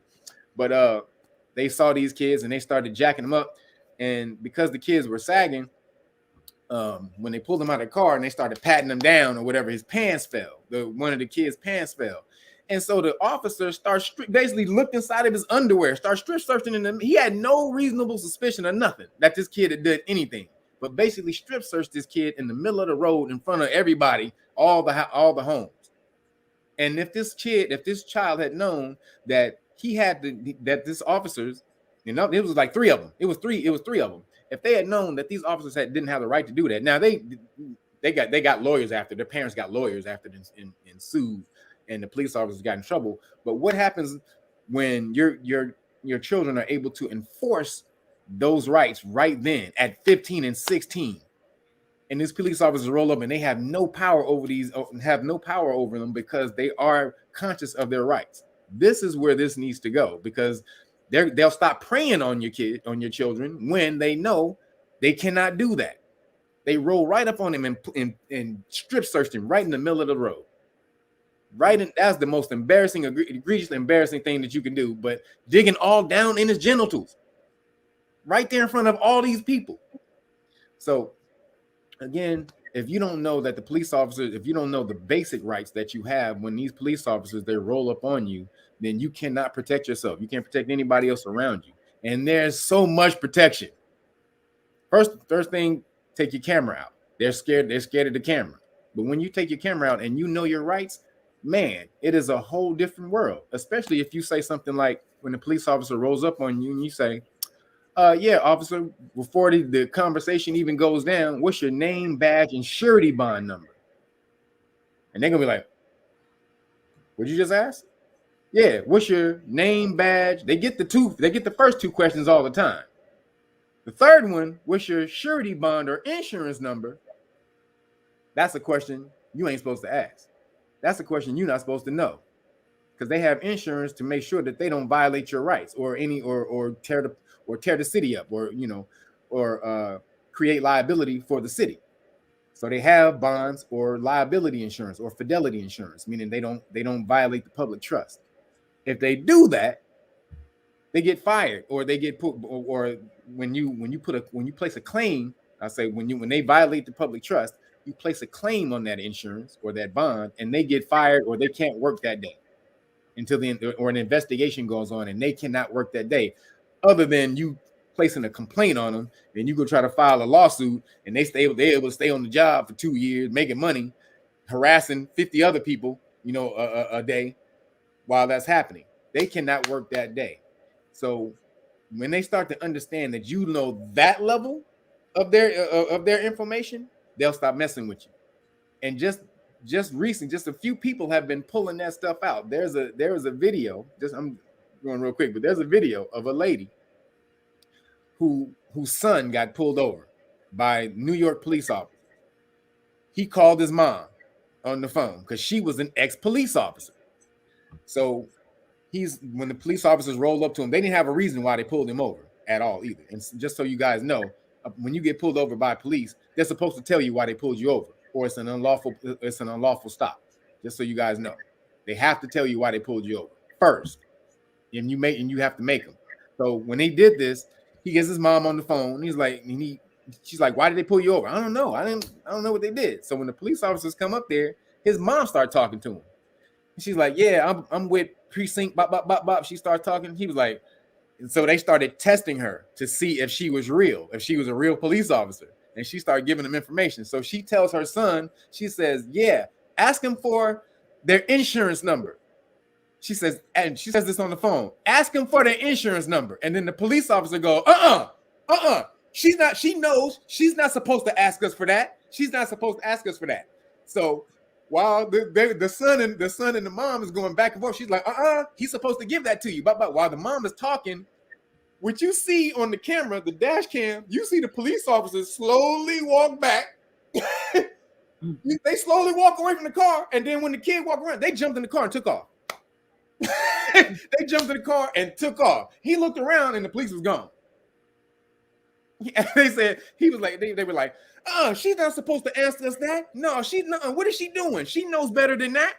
Because that was, to them, that was a violation. That was a brotherhood violation. You're not supposed to tell anybody else about that. We're not supposed to be able to give that. We're not supposed to have to give that number up. although it's public information. You can, if you request it, they're supposed to give it to you. So this is the type of power that knowing this information has if you just knew it was out there and you were able to enforce it. So this is the main thing that we're doing right now. So they can get that information from either I guess getting the I know we have I always run the one about the, let me get this up here. Real Nagas? Something. I'm trying to find it. Where you have your the book. The book on melanin. Yeah. So you do Real Nagas. So basically, this is what we have on the Know Your Rights Foundation for you guys to know your right. Here it is. So this is the Know Your Rights manual. We have one coming. We have one coming in Spanish in the next couple of weeks. We're redoing it in Spanish for everybody who speaks Spanish. Mm-hmm. We have that. So this is the bond book. When we talked about the police insurance, this teaches you how to place a lien on their police insurance, what's called the public official bond. Everyone has one, even judges have them. So if a judge is trying to railroad you and you can prove that they're violating your constitutional rights, then you can place a lien on the judge's bond and get them taken off. See, they don't have all these people in the law. They can't just do anything they want. They can do it because they know you don't know anything. You ain't gonna go look it up. You're not gonna go look that shit. So if I knew that, I would gangster you all day too. Well, here we are. Are you still offering it with the melanin research and the police stop material? Or offering it separately? I'm just showing. So all of that comes with that comes with. So that's running down underneath. If you can see that, those of you order the book but I think if they didn't want the book of melanin research, they can pay separately for this material. Right. So this is what comes with it. This is a constitutional rights card right here, and this is a qualified immunity card. It tells the police officers that they lose qualified immunity if they violate your constitutional rights. So you would hand them this, and also you would hand them this, and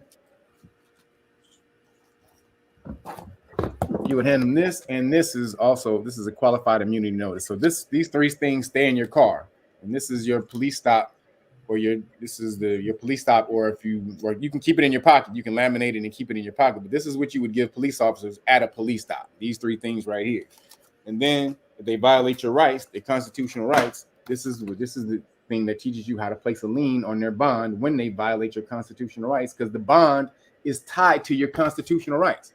It's called oath and bonds. So when they violate the Constitution, they lose the bond, period. Literally. So if you can prove that they violated your constitutional right, they lose the bond immediately. And so then also we have this. So if you want, my bad.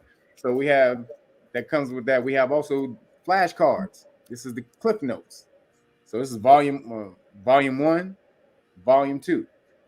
And so this also comes with the police stop law package. And then for right now, we also have vaccine religious exemption cards, because we know people are getting mashed on at these restaurants and at their jobs. So this also breaks down the civil rights, your vaccine religious exemption from the civil rights law, 1964, the civil rights law. So Title 7. So this breaks this down. So all of this right now for the next week, if you order the Great Book of Melanin Research on realnagas.com, I will put this vaccination card. You get the whole police stop law package for free, but usually I don't add this. It's not in it, but I will add the vaccine religious exemption card for the next week because my website was down, so people weren't able to get it when I was offering it. So for the next week, I'll be able to do that. It comes with the lanyard that stays around your neck. But you can only get this, if you just want the card, you can only get this at knowyourrightsfoundation.org. And so if you want any of the package without the book, just go to knowyourrightsfoundation.org. You can also volunteer there. We got a lot of volunteers, people who are learning the law. We created these these law classes. I mean, people are truly learning their rights right now. It's off the chain. They're enthusiastic about it. We're having fun in these classes. But when we come out of this, the body of people who will understand the law is going to be crazy. The power that we will have. So if you want to volunteer, you want to be able to be a certain branch of the Know Your Rights Foundation in your town or your city or your state, then just hit us up at knowyourrightsfoundation.org and hit the volunteer thing. We'll send you an email where you can go and oh, sorry, my power's run out. An email where you can go and fill out a questionnaire, and we'll get back at you. So this thing is moving. We were on Kwame Brown had us on. He promoted us a couple weeks ago. So we had sent him a package. So after that happened, it really took off. We got so many volunteers. So don't miss out. If you guys want to jump on this and get down at the ground floor and be a part of the first generation of people, of that body of people who mash out with their rights, hit us up. We need everybody that we can get right now. Okay. So up here, I've got the order, the melanin research, please stop material, realnagas.com, status classes, Patreon, Real Nagas. And then you got your, I guess, www.knowyourrightsfoundation.org. Yes. We'd like to have a little bit more space between that, but hopefully they'll figure it out. Let me see. Let me take it down and fix that a little bit. But trying to get it. Yeah. Let me put at least real quick. Did you see did you watch the Witcher? Have you watched that show? I haven't watched that yet. That my next I binge everything. When I watch something, I sit down and I watch like 10 episodes in like a day. Oh, the dragon stuff in there is what? The dragons in episode, everybody watching Witcher season 1, episode 6 breaks down the whole dragon thing. I'm gonna have to tell y'all real quick because I don't know if y'all see y'all again. You like to spoil it. Go ahead, tell us. Okay. So talked about the gold dragon, right? So in season 1, episode 6 of The Witcher, they go on a hunt for a dragon. They're on a dragon egg, and so this one supposedly rich noble dude, he wants to go on one last adventure to try to find the dragon's egg. When he shows up to meet the Witcher to ask the Witcher to go on this hunt with him, he shows up with 2 African warrior sisters. This little Caucasian dude who looked like he was a mechanic from Kentucky. He's a little short. I mean, shorter than the women too. The women are taller than him. African warriors. And this little white Caucasian dude is walking with him. And you're like, why the hell is this little Caucasian dude walking with these 2 African sisters? All right, you're supposed to accept that. Whatever. All right. So as we move out through the show, they're on the journey to go find the dragon egg, and they're sitting at the fire. And one of the dudes go, I never knew there were real dragons. And he's like, yeah. The Witcher starts to talk. He's like, yeah, there are dragons. He said there used to be a lot more before they were killed for their fortune. He says, but there are a few that still exist. And he said, and then he starts to explain the different dragons. He said there was the green. He said the green dragons are the most common. Red dragons are a little more rare, and then black dragons are the rarest. And then the little Caucasian dude, he goes, no, gold dragons are the rarest. And then the Witcher says, what do you mean? There are no such things as gold dragons. And he was like, there would have to be some type of great mutation in order for that to happen. Now, if you understand the science, you read the Kabbalion, and you understand the 7 laws of the universe, one of the first things is mental transmutation, being able to transmute a lower mental frequency, a lower vibration to a higher vibration. That's the true alchemy.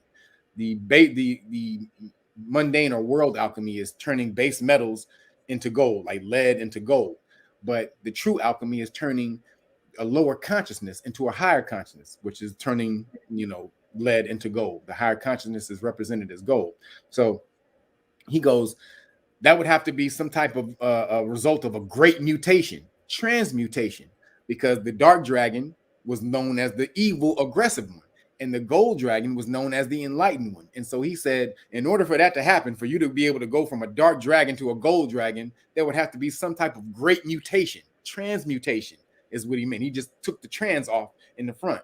So he was like, so they were going back and forth. And as they were talking, the little Caucasian dude, he's playing with a pineal, a pine cone, which represents the pineal gland. Again, enlightenment, right? So again, then you go back and you look at the dragons that the Witcher listed that used to exist. He said a green dragon, a red dragon, and a black dragon. What flag is that? The green, black, and the red. Well, Africa. Africa, yeah. That's the African flag. The red, the black, and the green. That's the African flag. They literally told you right there. A green dragon, a black dragon, and a red dragon. And remember, you are the dragon in history. They just gave you the African flag and told you the dragon. Then when at the end of when they go find the dragon, the green dragon, it has an egg. The green dragon is dead. When they go to try to take it, the gold dragon shows up. The gold dragon is the Caucasian dude. He was the gold dragon. The gold dragon the Caucasian dude traveling with the African sisters was the gold dragon. He is supposed to be us. They couldn't put a brother in there because it would have been that would literally been giving you everything. So they put a little Caucasian dude giving all the wisdom through the whole show. Anytime any wisdom was needed, it was the Caucasian dude, the little Caucasian dude breaking off wisdom, telling the future, all this and that type of stuff. Remember, enlighten, the gold dragon is enlightenment. Then finally get to the end, they show him as the gold dragon, and he speaks and he's enlightened. He has all the wisdom as he's the gold dragon. They told you your whole story in that one goddamn episode. And then they switched it as usual. Yes. They did those. Right. I'm sorry. In season 2, real quick, the conjunction. Remember the conjunction? We started talking about the great conjunction. Yeah. Mm-hmm. In season 2, the whole season is about the conjunction. Oh, so you better watch it. You gotta watch it. You better go watch it. Stop playing. Listen, this has been great. This has absolutely been great, as usual. See, I told you I need no pre-questions or anything. We could have a conversation forever and ever. And I think I'm sure what it's a lot of stuff. So folks I've left that up for you so they will know, to reach out to you. But I'm gonna do my little commercial. How about that? Do it. As you were asking me about this, and I did a little promo today. I really wasn't. It's not a real commercial. There's no music and anything like that.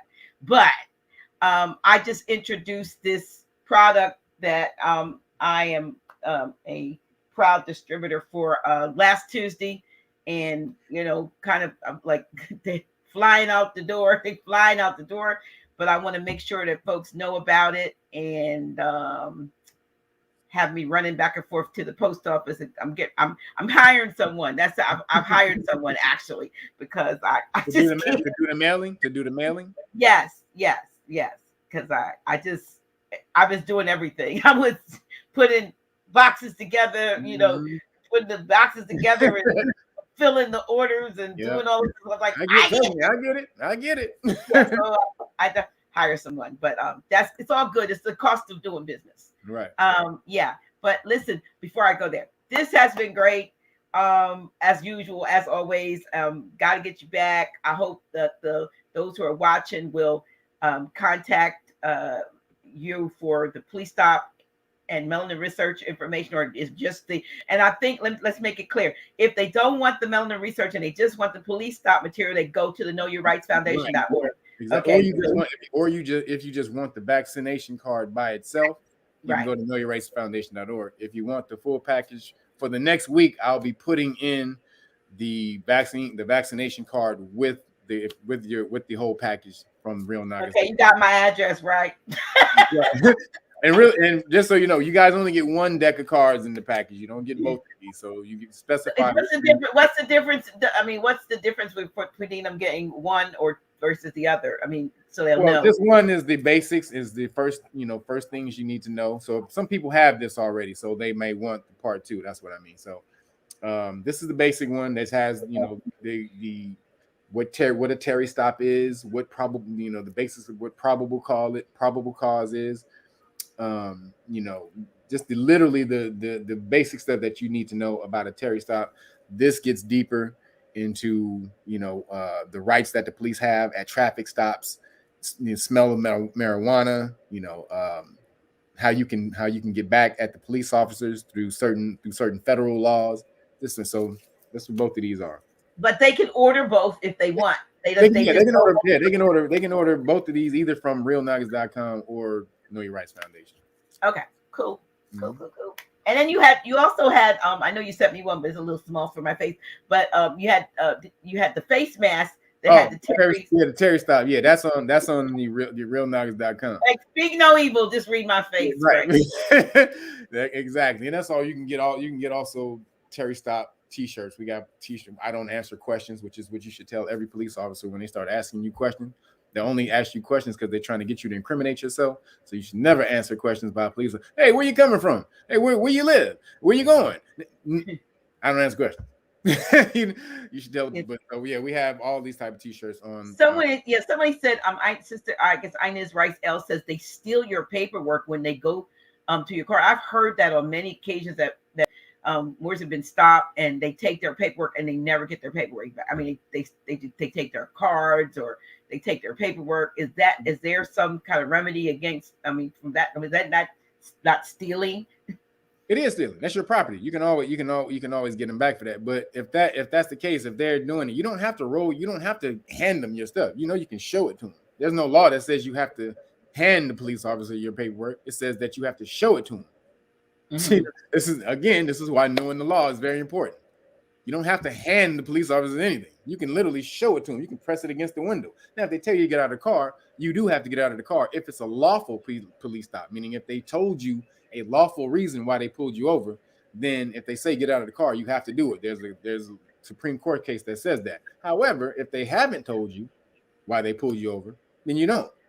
So this is why knowing your rights is so important. You don't have to roll your window all the way down. They only tell you to do that so they can smell what's in the car. They can say, or they can act like they smelled something in the car. So if you keep your window rolled up, they can never say, well, I smell marijuana. See, these are different tactics and things that you have no idea that they're doing when they roll up to you. But if you know, you can thwart all of that stuff. So yeah, if they take your paperwork, that's your property. You can sue them for it. And that's a seizure of your property. That's a violation of your Fourth Amendment rights. A seizure of your person and property. So if they seize your property without probable cause, that's a violation of your constitutional rights, and you can place a lien on their bond. But make sure you get that on camera. If you get it on camera, they're gonna give you your paperwork back. This is what most people don't understand. If you're rolling out, most melanated people, you should have a dash cam in your car. If you're rolling around without a dash cam in your car, that's $50. Y'all tripping. Everyone, especially melanated people, you need a dash cam in your car because it records what happens before the stop, during the stop, and after the stop. And that's when they usually lie. Well, you ran a stoplight. Well, no, I got it on dash cam. See, and then you say, all right, well, give me the ticket. We'll handle this in court. Whenever you usually say that, and they say I got it on cam, they won't give you a ticket. They'll say, "Oh, I'm gonna let you off with a warning." They'll let you off with a warning this time. So yeah. So you have to know how to deal with these cats. They are scared of the camera. They are terrified of the camera. That is your best friend. Get you dash cam. Get you one of these. This is a body cam. Get you a body cam.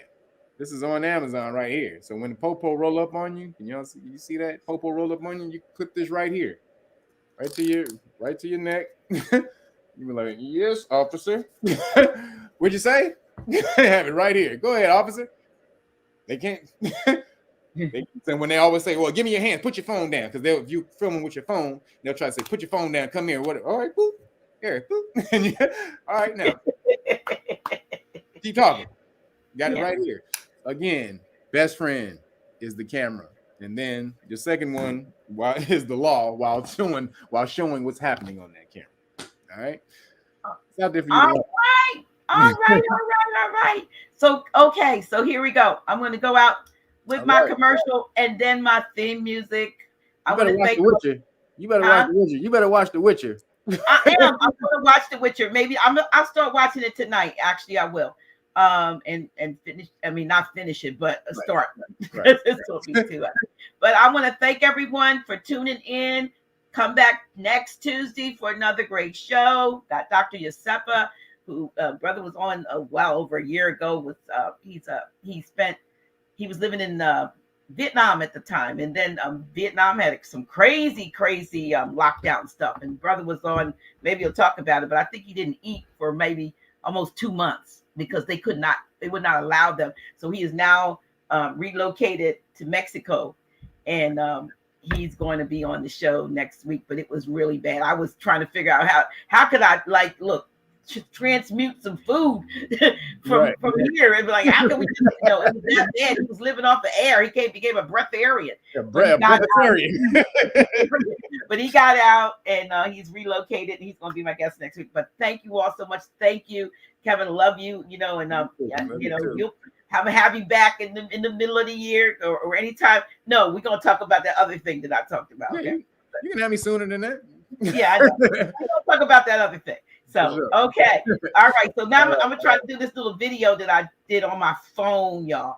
And I just want to tell you about this great product that I have, that we're offering. Dr. Botanica and I have put our heads together, and we got a distributorship right from the CEOs of the company. So here we go. Nice. Or I'm going to try to hear them. Don't go nowhere, Kevin. You wanted to know about this. Okay. Stay on here for just a few minutes, okay? Just stay for a few minutes. I'm gonna just put this up, and it's crazy. I'm gonna do it. Let me put this up. All right, I would have to take down. Y'all have to forgive me because I'm trying to figure out what I'm doing here. No, don't worry. I gotta take some stuff down and put some stuff. I get it. I'm gonna get it, y'all. Don't it's like I'm doing like 3 different things at the same time to get this. But here we go. Y'all heard about this product last week, and I did a little commercial. Let me say, I did. Here we go. I did this today. Dr. G here, just checking to see if you've ordered your Chokeberry Plus. What? You don't know what Chokeberry Plus is? Oh my. It is an amazing berry that has the highest ORAC level of most berries known to man. Actually, it's a step higher than elderberry and is much, much higher than berries such as noni, goji, and mangosteen. What is chokeberry, you ask? Well, chokeberry is an antiviral. It's antioxidant, and it's an immune system boosting berry. It also provides support and balance for the blood pressure, the blood sugar, and cholesterol. Yeah, in one little dose that you would take a day that's very pleasant tasting, like a glass of fine wine, you are going to provide yourself with a lot of protection, especially in these times that we're living in. Like I said, it's antiviral, antioxidant, and anti-inflammatory, among the balanced support that it provides for the blood sugar, the blood pressure, and the cholesterol. You want to know how you can get yours? Sure. Just text CB3L to 302-345-0500, and we'll shoot you out an order link. You want to get yours today. Especially in these times we're living in, we need some added support and protection. So I highly recommend Chokeberry Plus. And let me say this, Chokeberry Plus, and the chokeberry is also what's known as the aronia berry, but all of the chokeberry products out there are not created equal. We've got probably the best tasting, and you'll feel it the moment it hits your taste buds, and it actually does some things as soon as it hits your mouth. I'm not going to talk about that, but it's going to be good for you, good for your family. You can get a 60 serving 3-liter box shipped out within 2 to 3 days, and it'll come by priority mail insured.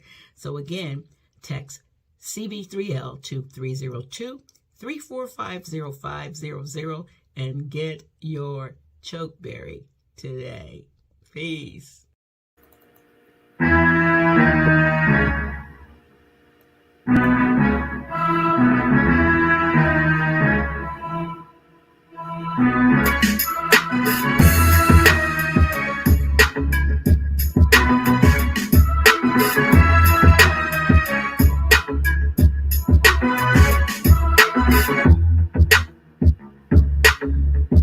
Dr. G.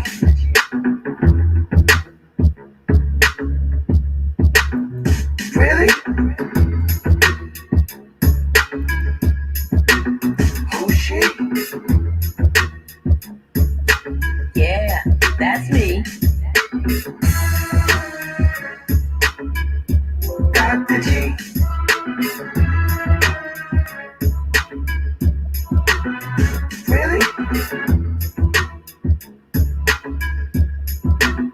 Who's she?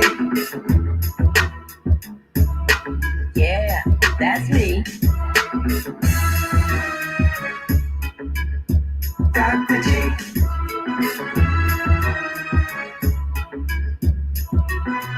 Really? Who's she? Yeah, that's me. Dr. G.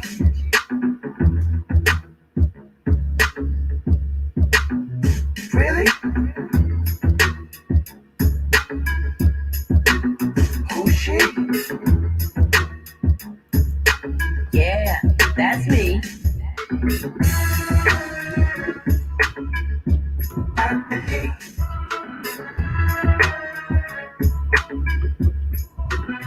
Really? Who's she? Yeah, that's me. Dr. G.